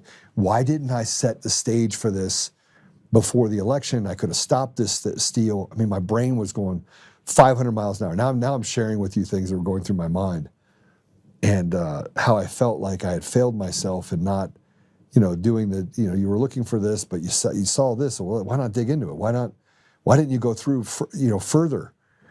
And you're like, because you're so focused in on the attacks, and you're not used to it. Like, if you're not used to attacks, you miss it. You miss the forest through So I remember getting on that night and I'm doing the show, and oh man, and everything changed that day. Everything changed. And I'm not going to rehash all the stuff that changed with having to say, this is all the stuff that happened, knowing the repercussions. And I thought I was prepared for it. I thought I was. I was not. I mean, I know that I'm a strong guy. I know that I'm not afraid of the fight. But I'll be honest, I thought when we did all this and we went through it, it'll be over. Okay, guys, here's the deal. And when I went to D.C. in December, I'm like, he's going to sign the Insurrection Act. We're going to get to the bottom of it. We'll pull the computers. What they did in the 12th hour with the Georgia runoff election, I was able to predict that near perfectly. That's got to be enough. Nobody could be able to predict the outcome of an election. You shouldn't be able to do it. And yet I perfectly described, built a model, did all that stuff, went to meet with Pompeo's counsel, said this is what's happening. 6th happens at the same time. Now they have this thing where they're like insurrection, insurrection, insurrection. All these people are getting shot at by government informants. The whole thing stinks of high end. But then let's go back into December, and the only reason that I dug into Dominion voting systems is because of Eric Coomer. Because on December 9th, he wrote an article in the Denver Post that said that I did it for advertising clicks, which increased all the death threats and the things against me. And by this time, I have personal security detail literally 24 hours a day living in my home. At the time, he was actually not living in my home because I wasn't living in my home. I was living in a 43-foot RV with plates around the bed so that if somebody shot in, they wouldn't kill my wife. That's a real thing, right? And having to chase people on my property with guns, unbelievable. Like unbelievable, the things that I went through. I thought I was prepared for it. But it wasn't until December 9th. See, before I thought it was just Eric Coomer, and I was like, well, and everybody kept saying, use the word allegedly. I'd have phone calls from lawyers, use the word allegedly. So I use the word allegedly, and I'm thinking to myself, it's not allegedly. And they're like, Joe, use the word. And I'm like, what are you talking about? Like, this is that fear of loss advice that you get. So then you use some of that advice and you're like, but that was him. Like I saw him he was on the YouTube video and I identified him and I thought this guy was just a nutball. And I didn't know that Dominion ran 50% of the vote of the American people. Nobody did. But until on 12/9, Eric Coomer wrote that article and lied and said that I reproduced his social post and that they weren't his and that I was trying to impersonate him. And it just didn't stop. It was like, and by the way, by this time, everything about Eric Coomer, even another Eric Coomer, everything about Eric Coomer, anywhere on the internet was gone. It was gone. Do you know the only people that can do that? It starts with a C and ends with an IA. The CIA is the only people that can do it. There's not a mechanism in place that would wipe every single search engine of Eric Coomer other than the CIA. They're the only ones that can do it. The government is the only one, call it CIA, DIA, whatever you want to call it. That's the only organization that can do that. And say, Joe, how do you know? Because I'm in tech, and I know what it takes to actually remove things. And I mean, wipe websites within 48 hours of the initial deal. By Monday, it came out. By Wednesday, it was all changing. All of it. By Thursday, there's nothing on the internet. Within 3 days, there's nothing. I went through everything. I took screenshots. I did this stuff. You're in a fog. People are attacking you days after the deal. Someone comes to the grocery store, tells me they're going to attack my family. They're going to kill my family, wearing a mask. I mean, everything that you could imagine happened in this short period of time. And then I got to get personal security detail, and then what do I do next? And I got to run the company, and then like there's so much stuff running through my mind at that point that I had no idea. I had no idea how bad it was going to get. And the attacks just kept coming. Well, so let me just tell you, when you go through this, what happens? You make a decision. You have to predetermine what your decisions are on the outcome of everything that you plan on doing next. You go on the podcast, you're doing podcasts with other people, you're on with Chanel Rion, you're on with all these people, like all these different people. And then he sued me. So, but that was enough for me to look into Dominion voting. Okay, let's look and see if Dominion can actually steal elections. And I had a friend, his name was Andrew, he used to work for me. He's in Chicago. He's one of the first people that I called to say on the 7th of Saturday the 7th, November 7th, Saturday. He's one of the first people I called. And I'm like, look, we got to run some math. I need your help. I need to know if it's possible. I need to go through all this stuff, and my head's spinning and everything else. And so Andrew, who is one of the guys that look, the guy's a math genius. I mean, legitimately a math genius. And some of this stuff I haven't talked about because, well, I have talked about it on podcasts, but I know Coomer's listening, so he's got some real problems in this deal because there's no way he can run away from what I know about Eric Coomer from people that worked with him.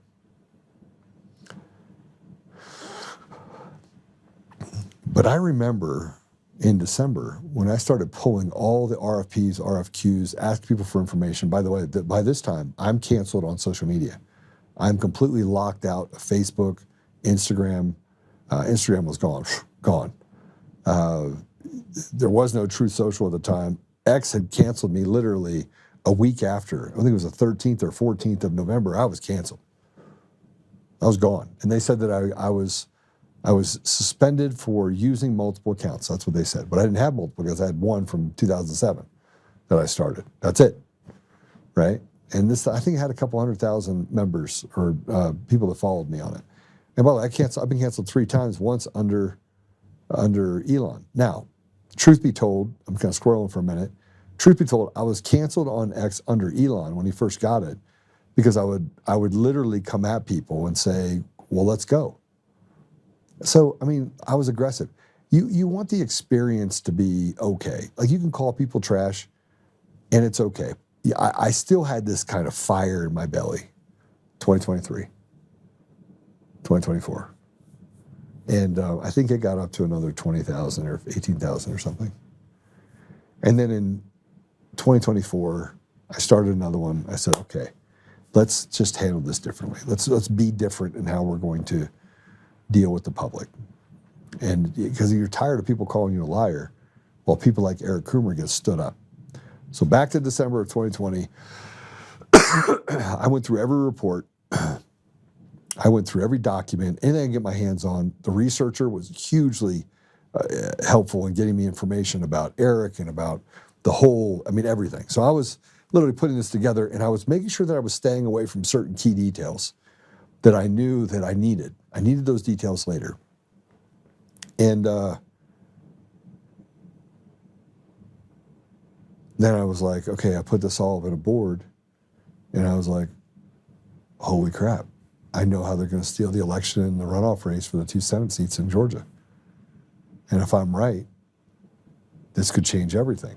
Because the ups and downs and release the Kraken and all the stuff that was happening and all the Kabuki theater and President Trump and Mark Meadows and all these people, and you have, Mike Lindell's out there, and you got Patrick Byrne, you got all these people that are out there talking.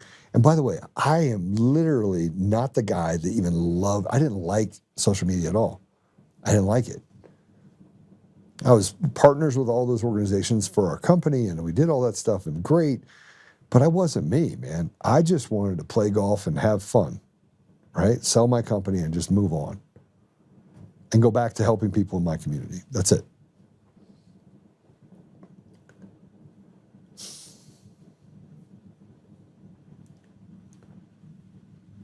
So I got sued on the 23rd, 24th, right before Christmas. And I was like, I don't care. I can justify everything that I did and said. And I thought for sure, I was positive that truth would prevail. I went to Washington because I was asked to take to Washington. I met with guys like, what was his name? Man, so many people I met with. There were some really good people. One worked in the State Department, one worked in intelligence, and all these people. And in the meantime, I had to meet with all these people, and I was getting more and more irritated because people were attacking me. Whew. But when I went to Washington, and I was like, it's over. And I would sit there and tell the guys, I'm like, just go walk in there to Trump's office and say, this is what you need to do. Sign that daggone thing, get in there. I'm sure of it. Now, they thought I was nuts on January 3rd and 4th, or 4th and 5th. Like they were grilling me, and here's the model, and you take the model.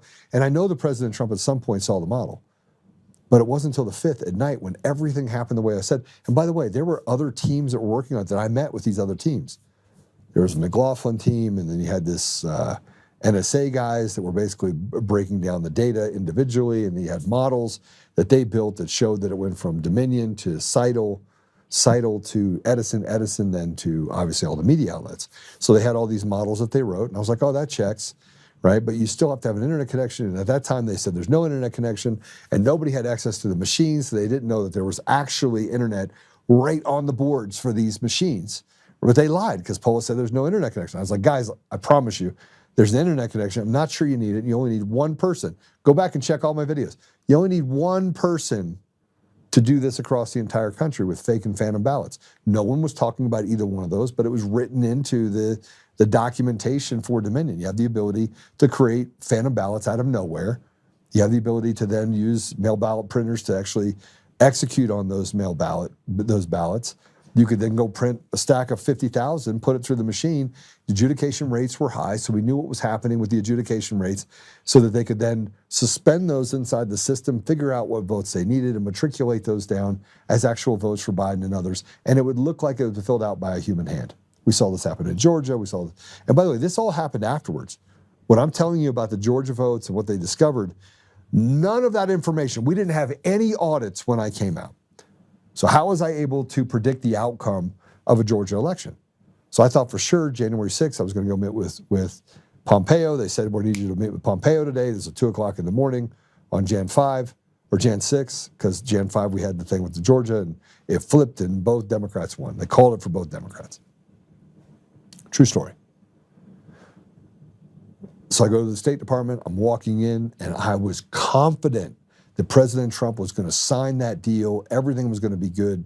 I got to see the ODNI Insurrection Act. I got to see the report. I got to see all this cool stuff, right? And I'm like, yes, mathematically speaking, if you do this, this is what the outcome. Like my brain was just going crazy. Like, if you do this, then there's a risk, but they're going to get to the machines. They'll get to the machines, get to the source code, get the source code, and you get it in multiple places. You'll be able to prove this because you need to get access to the ballots. And I knew at the time that not just the mail ballots, but they also had envelopes, and then they had shredder trucks in Georgia. And we had a person that was taking pictures in the bushes. And why did the FBI show up and threaten her and take those pictures from her? And why did she disappear with her husband? Like I had access to more information that none of you guys even know about. I was confident. I was super confident that we had caught these treasonous traitors and they were going to pay. Jan 6 happened.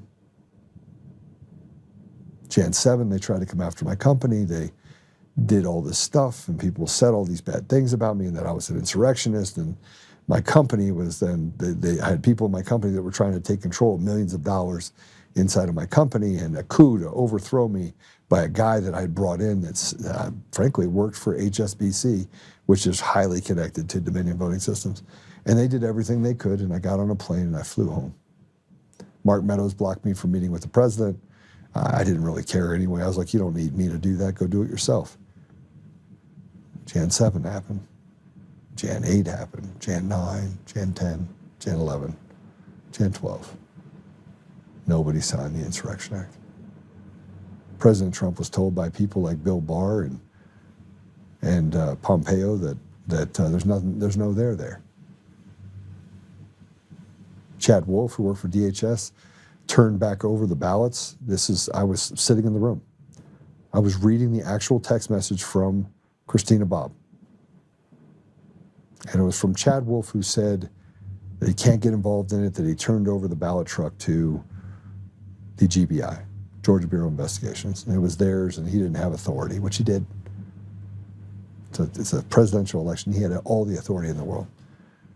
And we had the pictures of the ballot, the shredder truck that was first in the parking lot with the police department covered by cars on every side, and then it was moved over to the building across the street, put inside, and there was FBI agents all over it, and they were covering up the greatest crime in the history of the United States. Jan 13th, Jan 14th, Jan 15th, Jan 16th. By this time, I had to resign as the CEO of my company. I had to turn it over to somebody else. I had to step into this fire. People were still coming to my house like crazy. They were making death threats, and it was, I mean, everything had changed. I thought for sure we had them dead to rights. We had enough information, and the media kept repeating, nothing to see here, gold standard, nothing to see here. Christopher Wray was doing what Christopher Wray does. And the coup against the American people was ink dry. And not only that, but then soon after, you had the inauguration, you had President Trump got into it, all of a sudden Q came out of nowhere, you had Lynn Wood that was doing his thing, and there's this underground deal where the government's actually being run by something else, it's continuation of government, and you had all of this stuff out there, and you had the start of this Q, whatever you want to call it, and it's not even Q, but these conspiracies that intertwine truth with fraud, and Mike Lindell, the PCAPs, and Dennis Montgomery and Mary Fanning, and they were all designed to throw President Trump into a place of chaos. Chaos favors the op, doesn't favor the people. And the entire time I kept being fixed on, it's Dominion voting system, you don't understand, it's Dominion voting system, it's the ES&S, it's Smartmatic. And then I started studying, you had, Sir Brown or whatever his name is that worked for Smartmatic, and I uncovered some contracts with ES&S, and then I looked at how ES&S is the same substructure as Dominion, and then I started having conversations with other people related to this. And why am I telling you all this? Because in 6 years, I've learned a lot in my head about everything that's happened, but the person at the very front of this entire thing was Eric D. Coomer, Dominion Voting Systems. Don't worry about it, Trump's not going to win. I made effing sure of it. He was the director of strategy and security. He was the guy that sued me. He didn't just sue me, he sued everyone I talked to. And everyone I talked to, because I wouldn't give up the Antifa kid, settled because they saw the apparatus of government being too big. They saw the judges were rotted to the core. The attorneys in those cases said, Joe, we didn't have a choice. The entire judiciary is stacked against us. I've never seen anything like this. It's as if we had a sleeper cell. These are attorneys that have been in this for a long time. A long time. That said, I've never seen the judiciary turn into what it's turned into today. By the way, in the middle of all this, you remember the Texas v. Pennsylvania Supreme Court stepped in and said, oh, they're burning cars in the street. We can't have those rioting. We have to say that they have no standing. For another state in a national election would have no standing against Pennsylvania for what they did in Pennsylvania. Now the ballot truck became, you had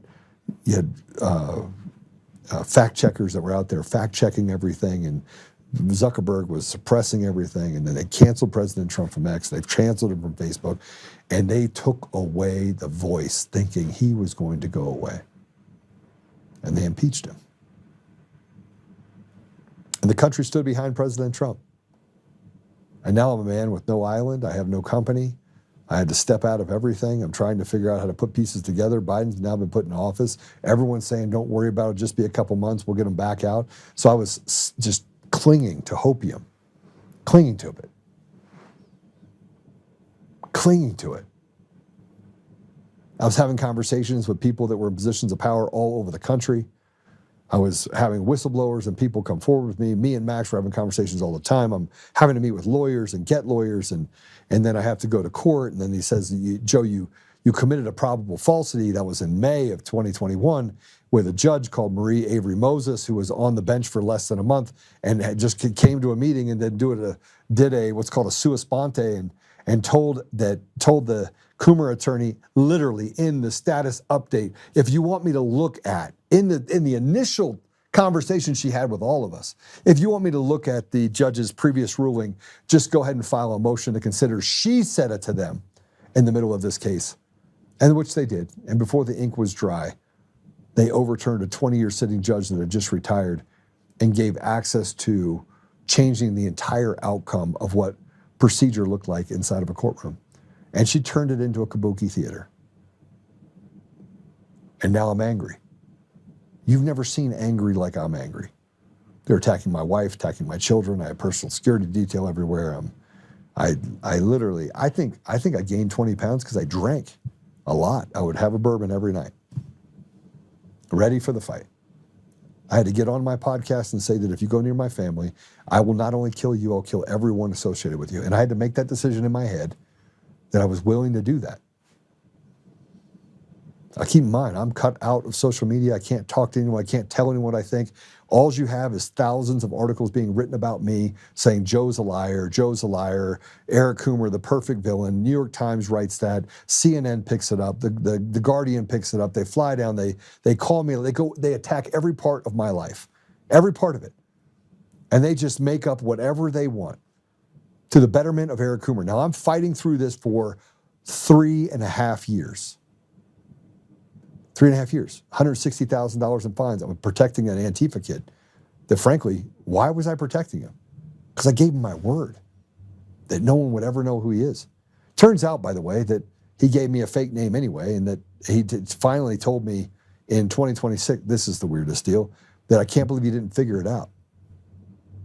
And I was like, I was so angry, I called my attorney. I had never been through this many emotional things. I had already but now I'm being told that I just wasted $160,000 and that I could have just given up the kid and still he would have been fine. But still in my head, I said I wouldn't do it. Then they got access to my notes, and then I had other notes that I couldn't find. And I was glad I couldn't find it because I had written down all the stuff about that guy in one of the notes, but I didn't purposely get rid of it, but I felt like, okay, then we have all the stuff related to Coomer, and I'm walking through and I got to do depositions, and it's like a snowball. And I said, I've got to be able to continue talking about what this is and the election fraud itself. And that, yeah, the precipice of it is that nobody would have been talking about Dominion, the insides of Dominion, had it not been for me. No one would have been talking about Eric Coomer had I even find Eric Coomer, right? I mean, he was the public face of an article that I happened to get on the 6th of November. But then you had all these like things that came out of nowhere of how many people work for Dominion, and I'm like, well, then how did I find them? And then Tay Anderson from the notes, they got a hold of him, had to write an entire affidavit, and I was like, okay, well, there you go. There's the call. But he pinky swears that he's not associated with, that Eric Coomer was never there. And I'm like, oh, that checks. I mean, Antifa's going to tell you the truth. Eric's going to tell you the truth, right? And again, we didn't have Eric Coomer running into a building. We didn't have him standing in front of a camera, lying with impunity, saying, oh, yeah, I don't know what you're talking about. I just ran into my bar and drank, and I didn't hit a building, and talked to my lawyer. And doing so with such calmness that it would make any of you give you chills. And yet I had to continue to fight 3.5, 4 years, 4.5, 5 years. People inside of our own party doing everything they can to basically defame me. People that say that they're on our side that said, oh yeah, Joe, he innocently took advantage of this drug-addicted Satanist, Eric Coomer, who wrote about peeing on his wife and making her bark like a dog. I couldn't understand why Republicans were adapting their leftist ideology and the leftist narrative, forgetting all the facts completely, and then just slandering me with impunity. And it just grew and grew and grew and grew. And then as I got more and more mad, I'm sitting here going to myself, no one would want to live the last 6 years that I've lived. No one. No one could hang their head high and fight like I had and go to over 900. I did this the other day. I walked through this. I think it's like 900. 900 flights that I took all over the country, going to different places all over the country, saying this is how they stole the election. I connected with Patrick Byrne. I stood with Mike Lindell for 3.5 years. I took his company, Frank Speech, public. He connected with a bunch of morons that pretty much didn't know much of anything, which is not uncommon for Mike Lindell. He would be bamboozled and taken advantage of left and right. And if it wasn't for me saying, tell this guy to get the hell out of here, I was constantly saying no. I was the no man. negotiating contracts for him, stopping him from being his own worst enemy. And in the middle of it, gave him money, me and my friend loaned him money, and he took it. And then when he didn't pay his employees and he paid for his plane, I was like, I'm done. I quit on principle. And I was like, you guys do whatever you want. Because I wouldn't, $15 an hour employees, you know, I remember what it was like not to make a lot of money. I remember what it was like to grow up poor. You live paycheck to paycheck, and that not getting that paycheck that one time could lead to you being homeless, right? And I couldn't do it to people because I've never been able to do it to people. And I say all of this, and I haven't even begun to scratch the surface over what went past for 6 years. I am not a victim. But I got a PhD in politics pretty quick. At the same time, I had to watch my company from its former self to become a shell of itself. It didn't have the direction, didn't have the drive, and frankly, it was in a state of shock with people in it because they had to read the same articles about me that I had to read. My own family members calling me saying, friends of mine that I've known for 25 years, people that I knew saying, Joe, are you sure, are you sure, are you sure? Just give the kid up. No. Pay $160,000 in fines. These idiot lawyers of Eric Coomer's committed crimes because they extorted money from me, knowing now what they already knew then. Keep in mind, they did a great job of keeping all the Dominion people away from each other. In the middle of this, by the way, I reached out to Fox News and I was like, let's have a sit down. I will fly to you. Now, I've spent millions and millions of dollars fighting for President Trump. I fought for President Trump and I never asked for an audience. I never asked for it. I never walked in and said, hey, you think maybe you can? No, I never did any of that. I didn't reach out to anyone. I waited till people reached out to me. I continued to fight by myself with other people that I aligned with that I knew were good people. And in the middle of it, people tried to convince me that General Flynn's bad and Patrick Byrne's bad and everybody's bad. And yeah, I had my questions about people, so I verbalized it, which is something you should never do, by the way, because then you alienate yourself from people like Patrick Byrne, who frankly are amazing people and spent over $80 million fighting. But I knew at the time before he even said it, that he had to have been connected to certain organizations in order to know some of the things that he knew, because I was given access to those things in the 9th hour on Jan 6th and Jan 5th and Jan 4th. And this is when I figured out that it's a huge game of kabuki theater. And the central casting, when President Trump says it, is a very true thing.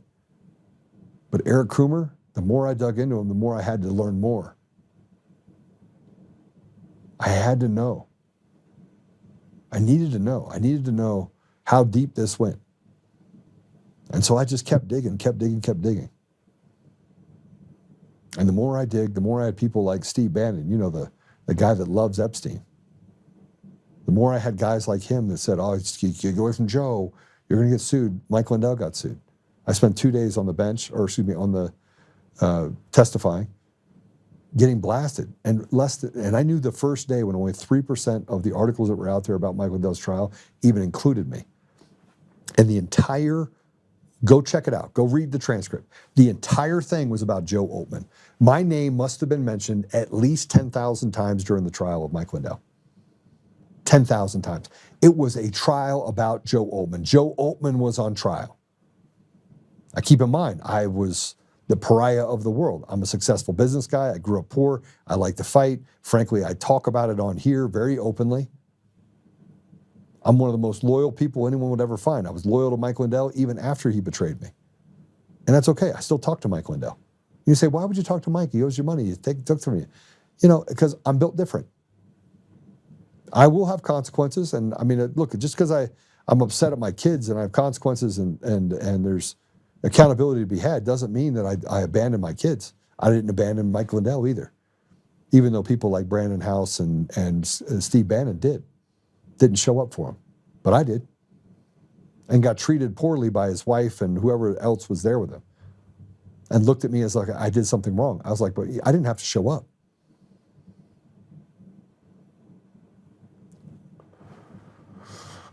This is a little bit cathartic for me. I guess I should check and see if people are still paying attention.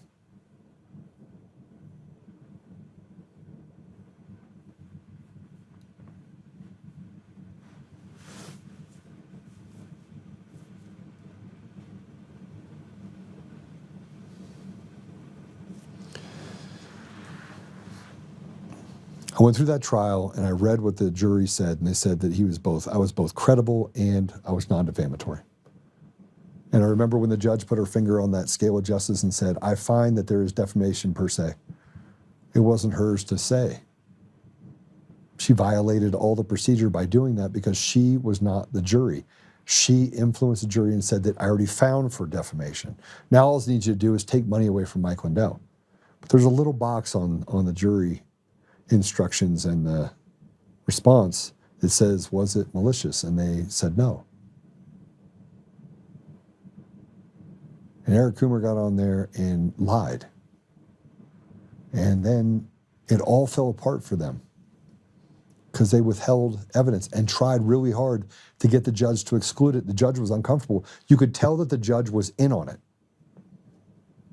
You could tell the judge was in on it. You could see it in her face. As a guy that literally has seen that look before, you could see they were in. Counsel for Pompeo knew about the theft of the election. Pompeo left because he could not be complicit in that. They already had a conversation. Like, this guy's smart. Like, everybody, all the guys that are involved in stealing the election around President Trump, they all know Joe's not an idiot. He's a smart guy.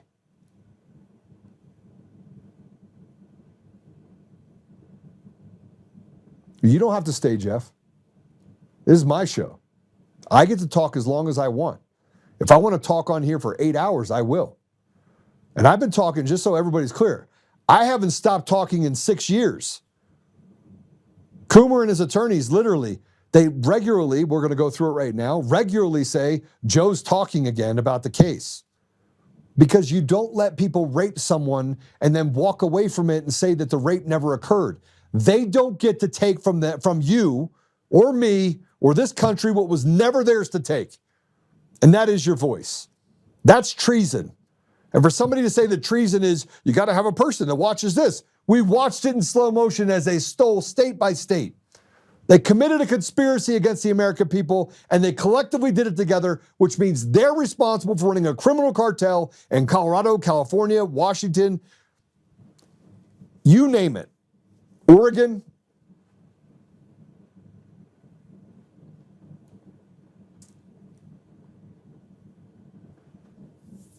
Put this post up there. This is A3. By the way, Patrick Byrne is the one guy that literally has given me the ability to see things. Like, say, okay, now I have hope again. Because I didn't.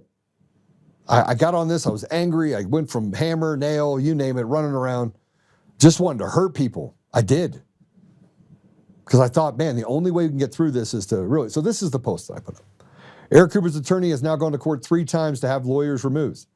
He is trying to remove my attorney and tried to have Patrick Byrne's attorney removed. Tomorrow I break open the piece of trash special master who the Denver court judge assigned. The leftist retired trash heap has violated the law at every turn. This is true, by the way.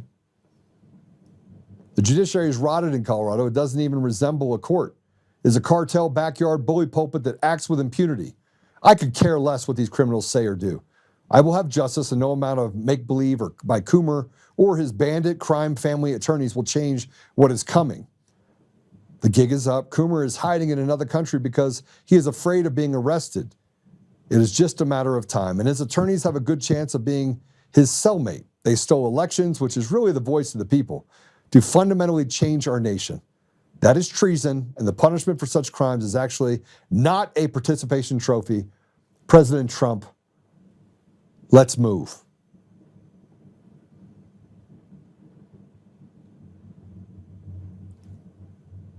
I woke up to my attorneys putting out a motion to the court. Now, the court has asked that our attorneys violate a client privilege and give up information related to the Antifa kid who happened to come forward, who I've been trying to say, listen,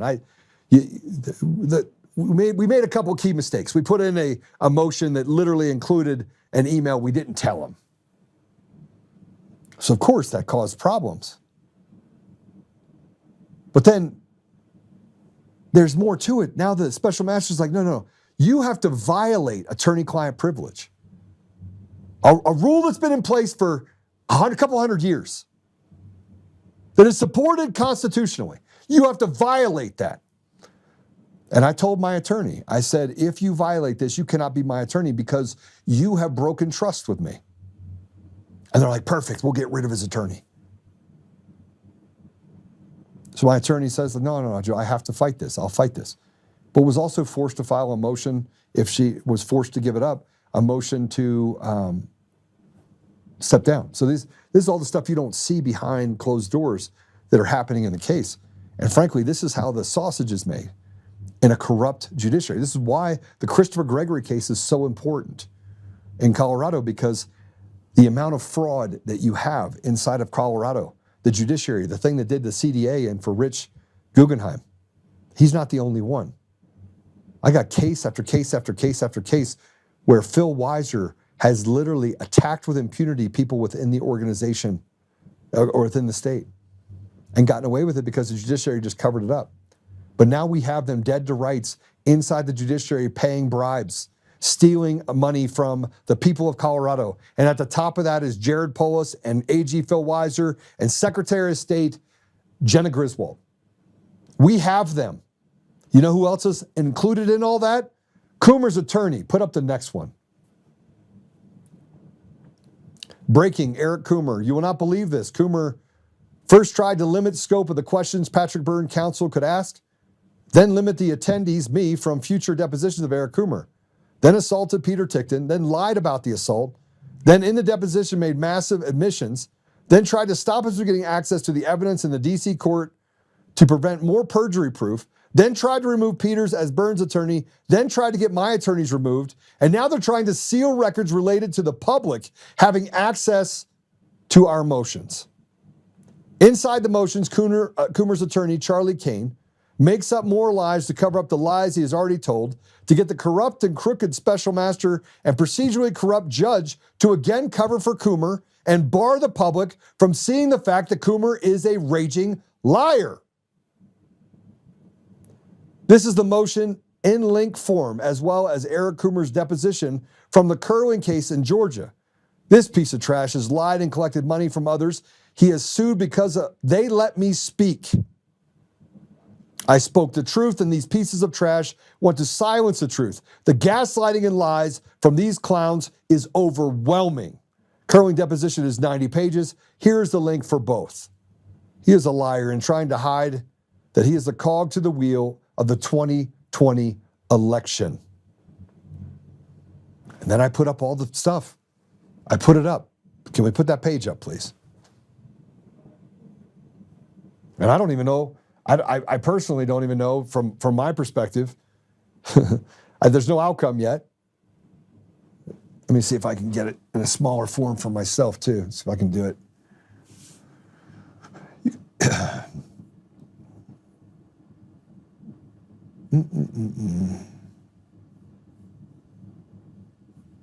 Someone just said, I didn't know the Coomer fled the coop.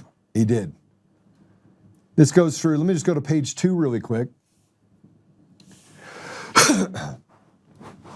January 16, 2026, 10 days prior to Coomer's deposition in the Coomer versus Patrick Byrne case, Middle District of Florida, he filed a protection order seeking to limit the range of topics on which he could be deposed.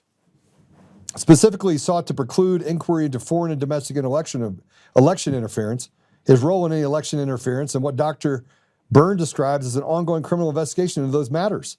Coomer expressed an intention to invoke his Fifth Amendment privilege and engaged in substantial hand-wringling over what he characterized as Byrne and or counsel's intention to probe Coomer's participation in an international conspiracy to interfere with the 2020 presidential election of the United States, including working with actors from Venezuela, Serbia, and China.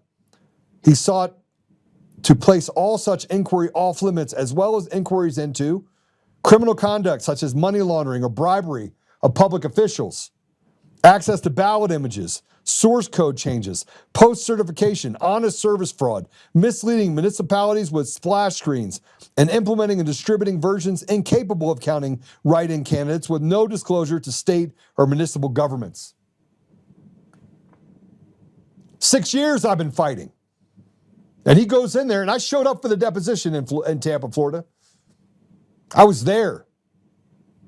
I have a resounding disgust for people who have stolen the voice of people. And by the way, you know who suffers? The 40% of our community that has never had a voice and never been given an opportunity to get out of the hole they're in. If you get out, you win the lottery. It's because you're LeBron James. That's how you get out. Everyone else, suck it up, slave. Dr. Byrne is privy to the material released by Dominion in the U.S. Dominion v. Patrick Byrne case, as is Dr. Coomer. He has access to it, which means his lawyers have access to it. Byrne's attorney petitioned a D.C. court on Jan 5, 2026 to lift the protection order so that he could comply with Oltmann's defendant's subpoena. January 22, 2026, Dr. Byrne responds to the motion. He asserted the defense of substantial truth and explained he was entitled to inquire into the circumstance that Dr. Coomer was knee-deep in programming, deployment, and otherwise participation in a wide network of Dominion employees, contractors, and manufacturers to allow alteration to tally results in the November 3rd, 2020 election. Don't worry about it. Trump's not going to win. I made effing sure of it. In other words, Dr. Coomer wants the court to deny Dr. Byrne the opportunity to obtain evidence which provides in the statement in the deep rig the implication of the statements are true.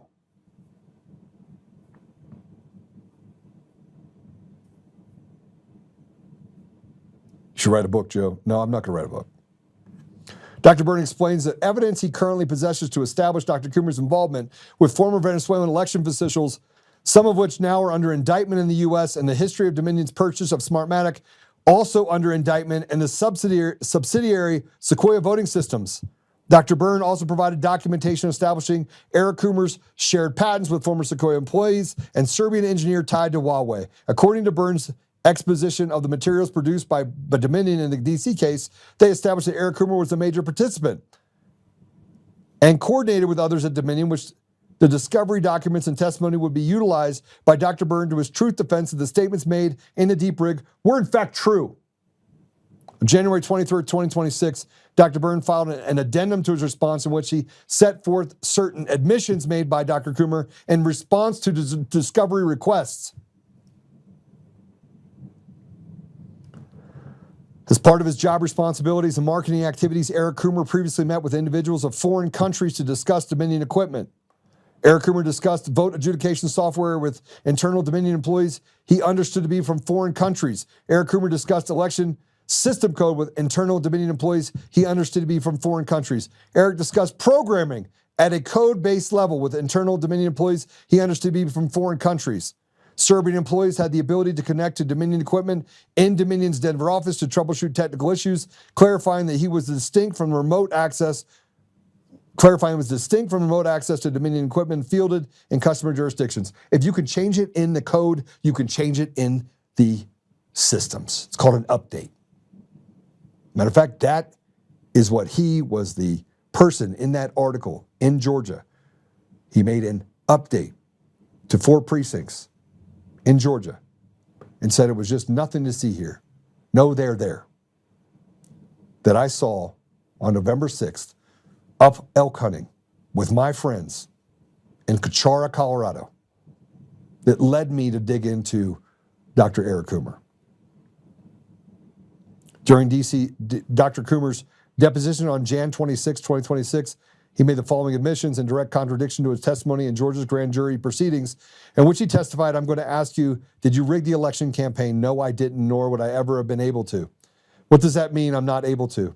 I don't have the access. I don't have the ability to explain any of this vulnerabilities, and it's not me. I mean, counties, states run elections. Dominion just builds the hardware and provides the software. We do not run elections, so I don't have, hold on, next page. And nor do I ever have the technical capabilities to be able to, compromise all of the security and processes that are in place that would be needed to affect an election.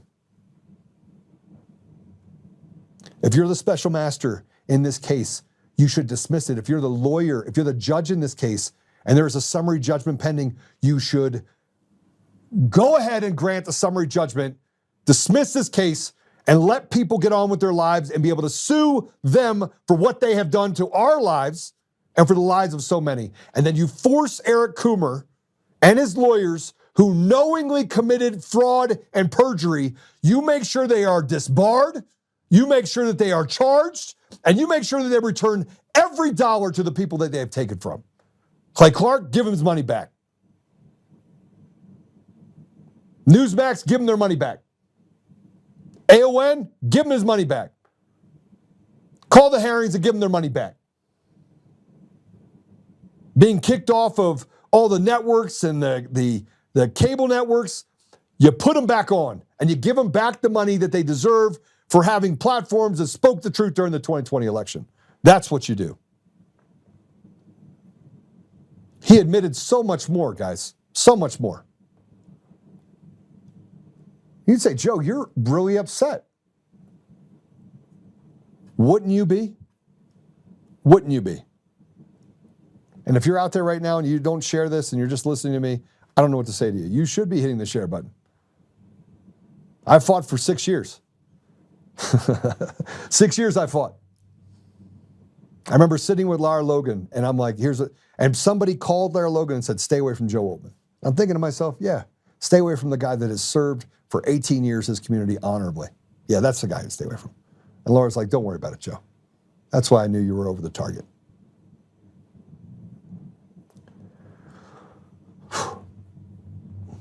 I'm going way longer than I should.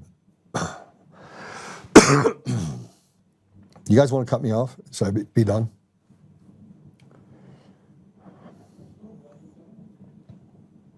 In the Jan 27, 2026 deposition in Tampa, Florida, Coomer made a number of admissions, including he admitted the deposition he had access to the tally. He had accessed it live, and he printed it during the 2020 presidential election and primary. He admitted that foreign and domestic contractors could remote access Dominion machines. He admitted that Serbian contractors could have accessed and altered the adjudication system. He admitted that he contacted with Serbian contractors prior to the 2020 election. He stated he did not know whether foreign contractors could remote access Dominion machines during the 2020 election. He was the chief of Dominion's security team. He admitted to having provided high-level guidance for certain implementation of the voting systems, which covered multiple states. He admitted to having the chief software architect for, have been the chief software architect for Sequoia voting systems, later acquired by Smartmatic. Excuse me, it was not later, it was acquired by Smartmatic, and in turn Dominion. He admitted to writing source code for that system. He admitted that domestic and foreign programmers and personnel that access the Dominion source code repositories. He admitted to having remote access in the Dominion management system and remote desktops at the election centers via VPN. He admitted to having access to internal testing environments, system logs, and audit logs. He admitted to having monitored the results of the Chicago-Cook County election in real time on November 3rd, 2020, being able to see the vote tallies prior to certification. He admitted when the trusted build is installed, it would wipe out the data from the prior election, which is why Tina is in prison. He admitted that Venezuelan nationals were provided support and the Cook County elections had access to voting systems. He asked about his offshore bank accounts, which he denied owning. He was instructed by his counsel not to answer for reasons of safety, but counsel indicated that he, in fact, has such accounts.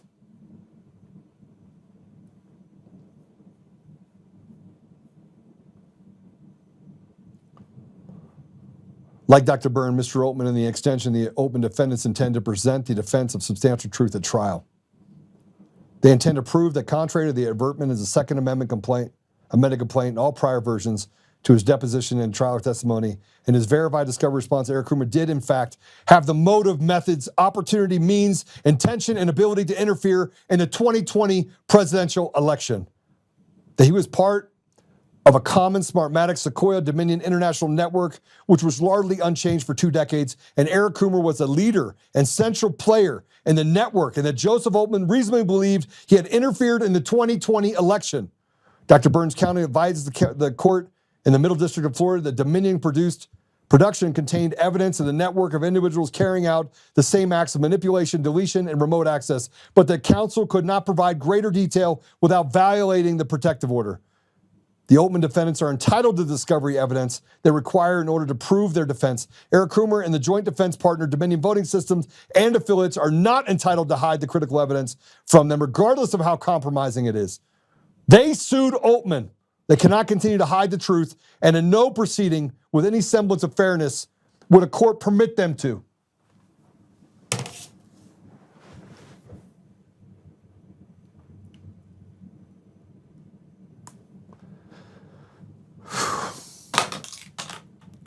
I'd say that would be a wrap. Would it? That should be a wrap, right? Tell me it should be a wrap.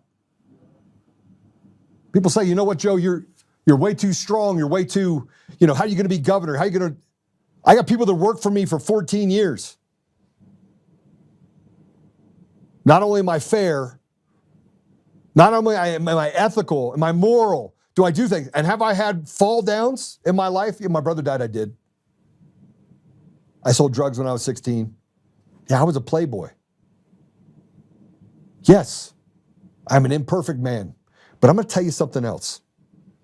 Being an example for my kids, having to protect my wife, having to have an AR-15 next to my bed, proving to everyone that I am well armed at all times because of the death threats that have been put against me, while these people have gotten away with and get to eat ice cream and take money from people and then have to guilt me and say, look what you caused. You caused this pain on these people. No, I didn't cause pain on those people. They did. I just refuse to back down to the liars. I have one more document for you. Before I put that up, I want to put up the case for the Christopher Gregory case.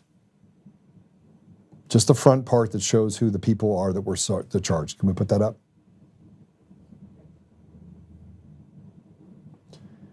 There's a name in there. And its name, it's 1, 2, 3, 4, 5, 6, 7, 8, 9, 10, 11, 12, 13, 14, 15 down. It's David Beller. David Beller is a defendant in the fraud case against Jared Polis, Phil Weiser, Melissa Hart, Monica Marquez, Judge Boatwright, William Hood, Richard Gabriel, Maria Birkenkotter. I could keep going. David Beller, take that down, please. Now put up this post. David Beller, let me read this to you. Soon after all this stuff came out, there was a supplement made that said, you know what, Joe's now just putting it all out there. Oh my gosh, we have to cut this out of the court. We can't let people see it. This is going to make the special master look bad. It's going to make the judge look bad. It's going to tie into the corruption that continually happens in the state of Colorado judiciary, who, by the way, is barred from being held accountable. You want to know why? I'll tell you why. Because they have immunity. But I'm not sure they do now. See, I think President Trump's going to do what he has. And look, you could say that I'm like, so count me as a preacher. I get loud. I'm actually not angry. I have righteous anger. I'm good. Patrick, are you there? Am I not good? When I get out of here, do I typically have a smile on my face? Always. Because I got Jesus for one, and number two, frankly, we got him by the short hairs.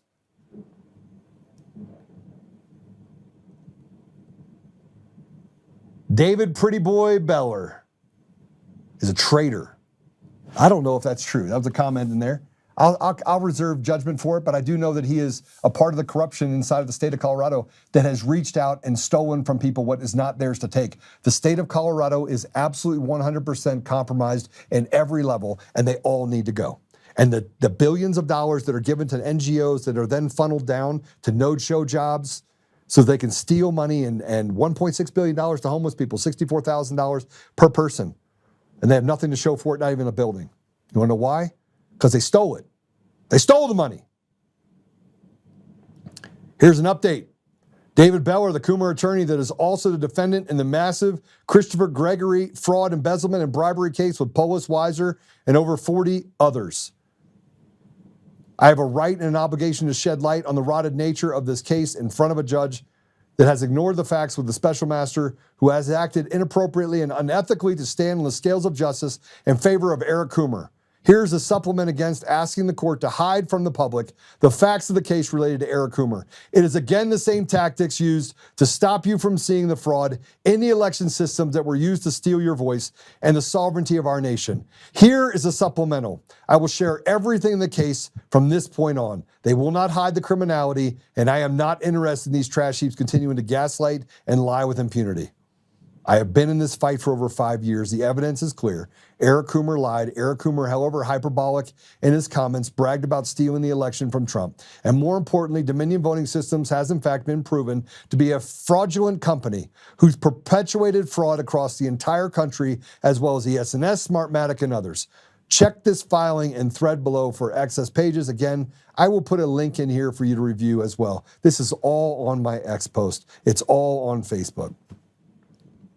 And he goes through and says, go ahead and pull it up. Just go through the pages real quick.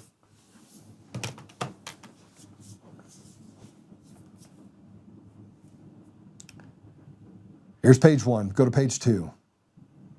You guys going to read all about this. And it basically says that on this morning, on February 17th, in the morning hours, or on February 16th, in the morning hours, Mr. Oltmann put up this post about Eric Coomer.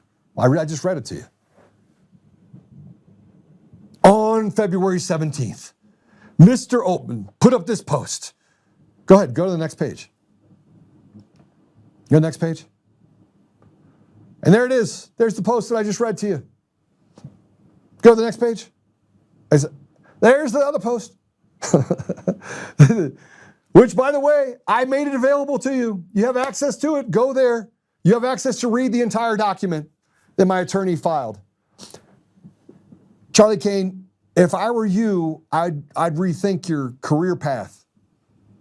David Beller, sorry, brother. I already know all your connections. I know the connections to people that are really bad. And by the way, you probably should have done your homework on me.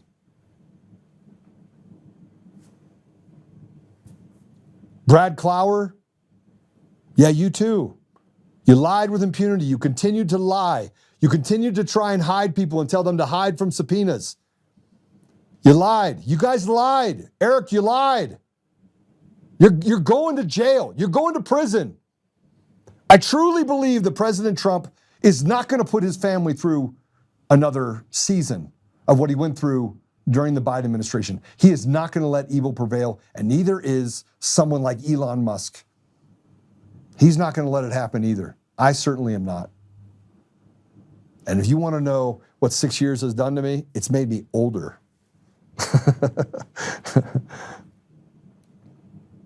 If you want to know why I'm running for governor, I'm running for governor for the poorest among us, the people that have never had a voice, and for the people that should have had a voice that had it stolen by stolen elections at every level in the state of Colorado and around the country.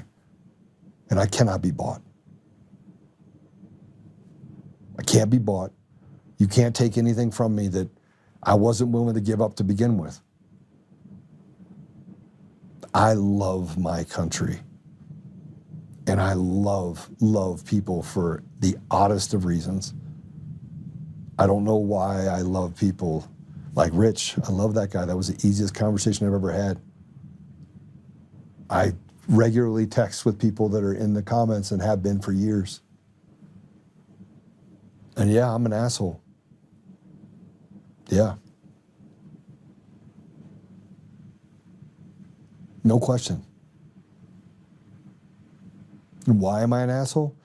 Because I don't believe that you get to take from people what was never yours to take, and that we should have accountability. We should be accountable, and we should feel like in our country we don't have to run away from aspects of our community that should be safe for our children. The education system should be safe for our children. Homeless people should feel safe. We should find a way to rehabilitate them. The prison system should have a place of forgiveness and giving them a path forward where they can learn a trade. It doesn't exist. Children inside of the schools should learn to read and write. Parents of illegals should not be given free health care and free child care, while parents that are Americans are told to abort your babies. There should be no grooming centers. There should be no pride flags in schools. It shouldn't happen. Farmers should not have to beg the government to use a certain seed or have the government put their finger over top of them and says, listen, slave, you will put whatever seed we tell you to put in the ground. And we should not be able to prioritize families and put them lower on the scale than we do gray wolves and wolverines.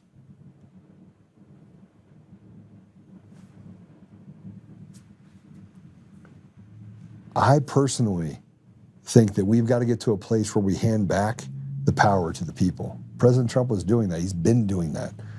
Now the government is at a war with itself.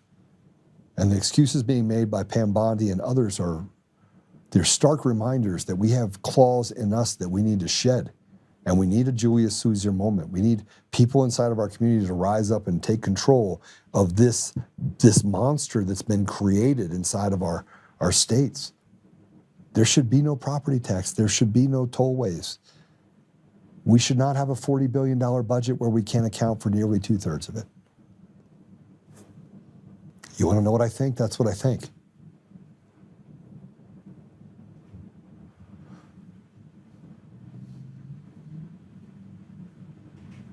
That's all I got today. I have so much respect for the people out there like Patrick Byrne that have been fighting. I have utmost care for and support for President Trump specifically, because he actually can't get animated like I do. He's the president.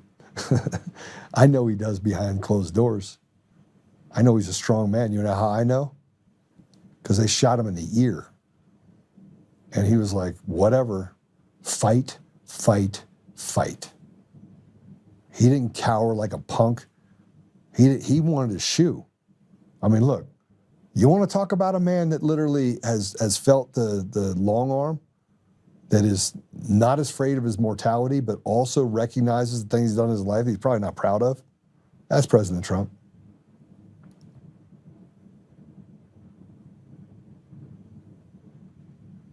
Scott Bottom's a good man, by the way. I saw him up there. Scott hasn't been the same sort of foxhole that Joe Oltmann has been fighting from. That's true, but I will tell you, Scott's a good man. He's an admirable, good man. And he does fight well.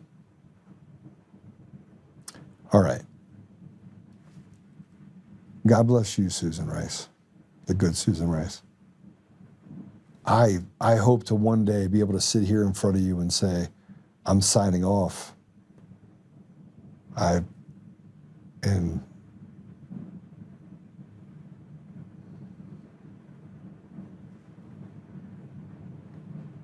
Because I said that job well done.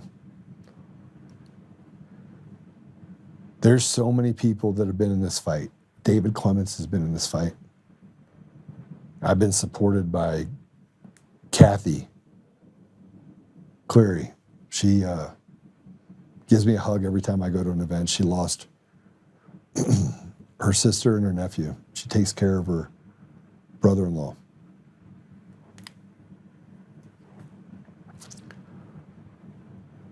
I've had all you. I've had my team, Damon and Patrick.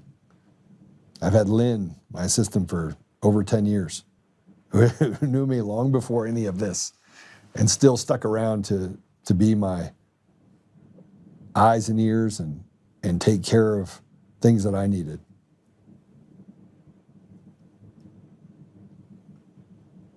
I got my business partner of 14 years, Chris. Never once wavered. That's not true. He wavered for a minute when they came in and said that I was an insurrectionist. Wouldn't talk to me for like 6 hours. Tig Tigan stood next to me for 6 years. My daughter, God.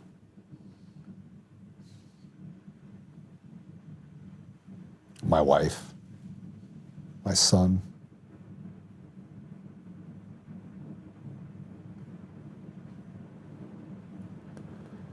My friend of 15 years, Frank. Todd, who I've known all the way through the Mike Lindell era. I feel like I'm naming names now. Yes, because I am. My lawyers, Ingrid and Andrea. The other lawyers that believed in me, Chris, that represented Mike Lindell. Patrick Byrne, who sent me that text message saying, "You don't worry about it, we got him," 3 years ago. Michelle Malkin, who first aired me, that had to recalibrate her entire life as a result of that story. I feel so bad for Michelle because she is amazing. Apollo Pappas, the man that protected me for 18 months and never stopped protecting me after that. Who, no matter what, showed up, never told me I was making the wrong decision even when he knew I was.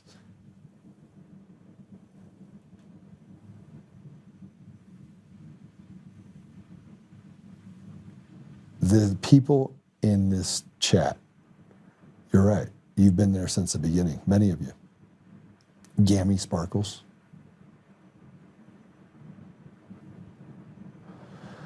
My brotherhood that we've been building. My business partner, Josh. My friend Josh, who is my brother that now lives in Florida. I could go on for a long time about the amazing people that I've met in all this. Ryan, my ride or die brother that I met in 2020. His family, who's become my family.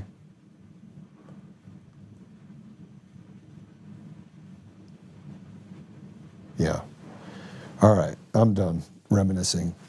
Can we pray it out? No. Apollo didn't break up with me. Apollo's learning stuff. He's learning stuff. His mom, by the way, fearless warrior, who was in this fight with the school board up in Michigan. I could talk about Stephanie Lambert, Matt DePerno, Ben Cotton, Jeff Lindbergh, Draza Smith, Sean Smith, Ed Solomon,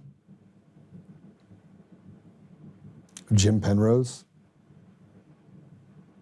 Man, there are so many people that I want to say thank you to. Even the ones that lied about me and had to come around. Laura Logan, she's spectacular. What a voice.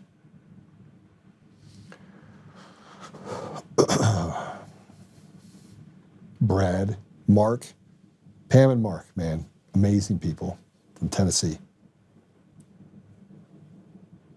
I just can't. I couldn't have made it through 6 years without those people. I couldn't have. Mark Cook. Mark Cook is a good man. He's a great man. You see, it took a village. It took a village. There's so many more people I want to say thank you to. Yeah. But I'll be here all day. I'd be here all day. There are so many people. From Michigan to New Hampshire to Florida to Texas to Georgia. Oh my gosh. Voter GA, the people over there. Oh my gosh, the people that I haven't even mentioned. Coy Griffin, Cowboys for Trump. Can you imagine how many people? I would be here all day. I should do it. They got to find a way. There's so many people, and I come back to Melania Trump for standing next to President Trump. Even people that, again, have ghosted me. Michael Seifert over at Public Square, even though I support him, own a bunch of his shares, he kind of ghosted me. There's a bunch of people that ghosted me. You got Chris over at Rumble, Dan Bongino, you got other guys that I thought, they at least kept me going for a bit. Lone Raccoon, yeah. Jeff. And let me just, I knew I would get to this one, but I'm going to pray about that particular person in this prayer. So let's pray it out. Father God, thank you.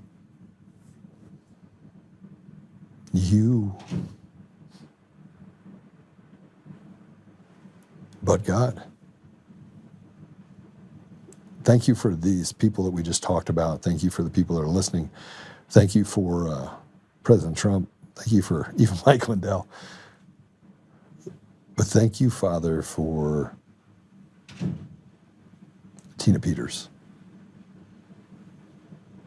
The ultimate sacrifice of being able to go to jail, go to prison, while standing up for what's right and what's true, while people gaslight and lie and cheat and steal, was never theirs to take. The ultimate sacrifice, and to do so with such conviction and such grace. That is Tina Peters. A woman that is a Gold Star mom that you know more about than any of us. We're grateful for Tina Peters. We're grateful for her sacrifice, but we're also grateful for her voice that she continues to have. We're grateful for her lawyers that continue to represent her. We're grateful for Peter Tickton. But Father, we are so grateful for Tina. And so I would just make this prayer about Tina. Please guide her and protect her. Please lift the burden off her shoulders. Please give her the eyes to see and the mouth to speak about the things that she's experienced and seen inside of the prison system. And Father, I just ask you to release her from where she is. I ask you to give her the ability to step out of the prison, to be released. And the people that have done bad things in this state, that collectively have operated to do bad things for the people in this country, that they pay the price, the consequence for what they've done. And we know vengeance belongs to you, Father, but we just ask you to give us the ability to push through.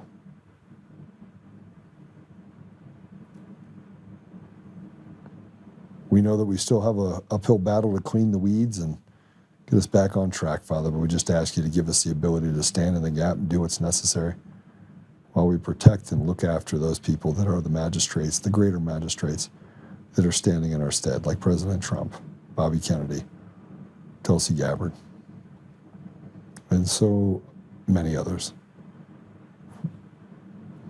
We're grateful for Rich, Father.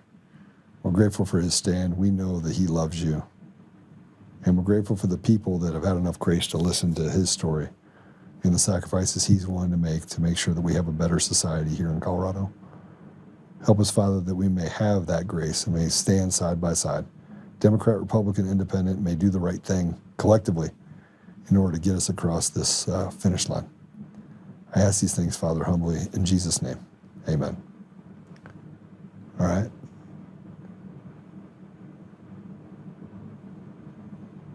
Yeah. Hey, you guys have a great one. I know I went a really long time today. Thanks for being with me. I got to, I think, 2 good shows out of it. And I'm grateful, super grateful for the opportunity to be here with you today and to have a voice, although I don't still have a voice. And yeah, God bless you. We'll see you soon. Whoa, whoa.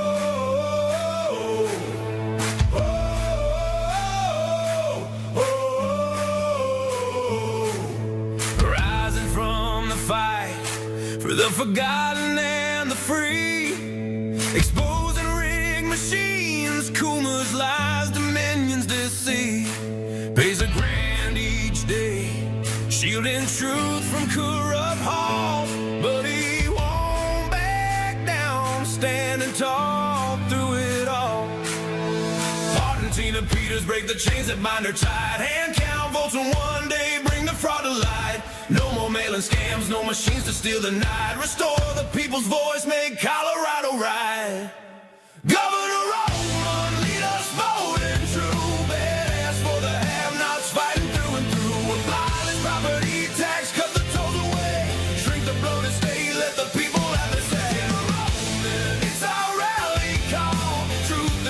rise and watch the tyrants fall.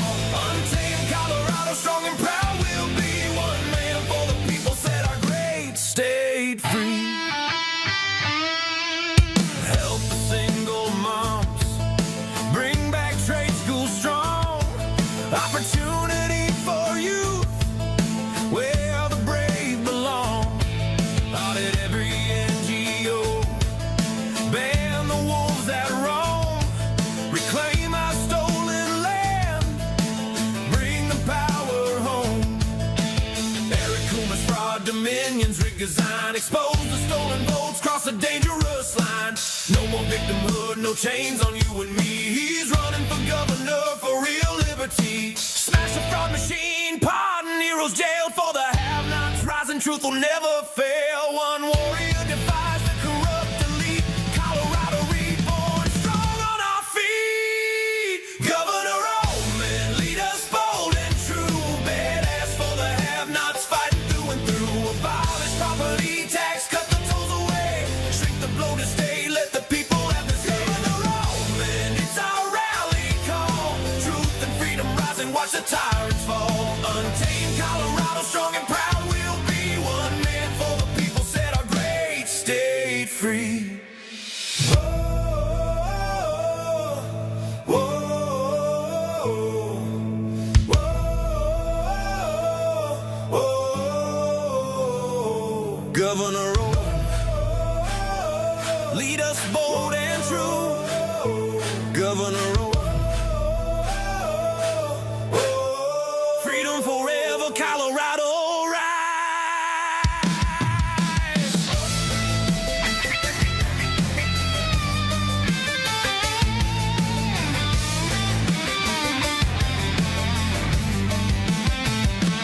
Governor Oltmann, Governor Oltmann, Governor Oltmann, Governor Oltmann, Governor Oltmann, Governor Oltmann.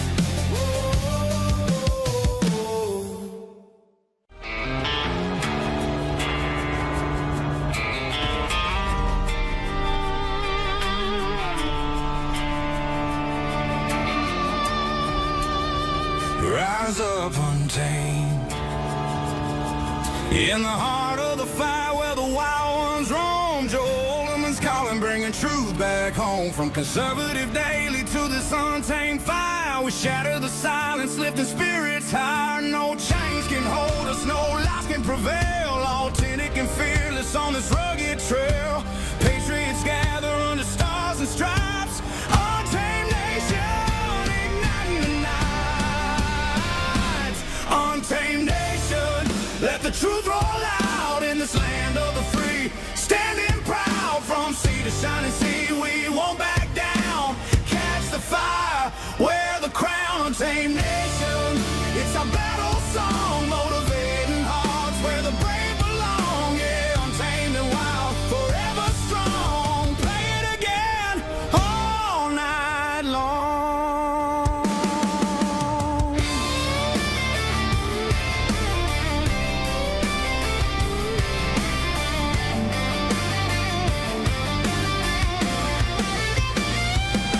Break the mold, chase the real. No more games, time to heal. Joe's voice leads the untamed crew. Truth matters through and through.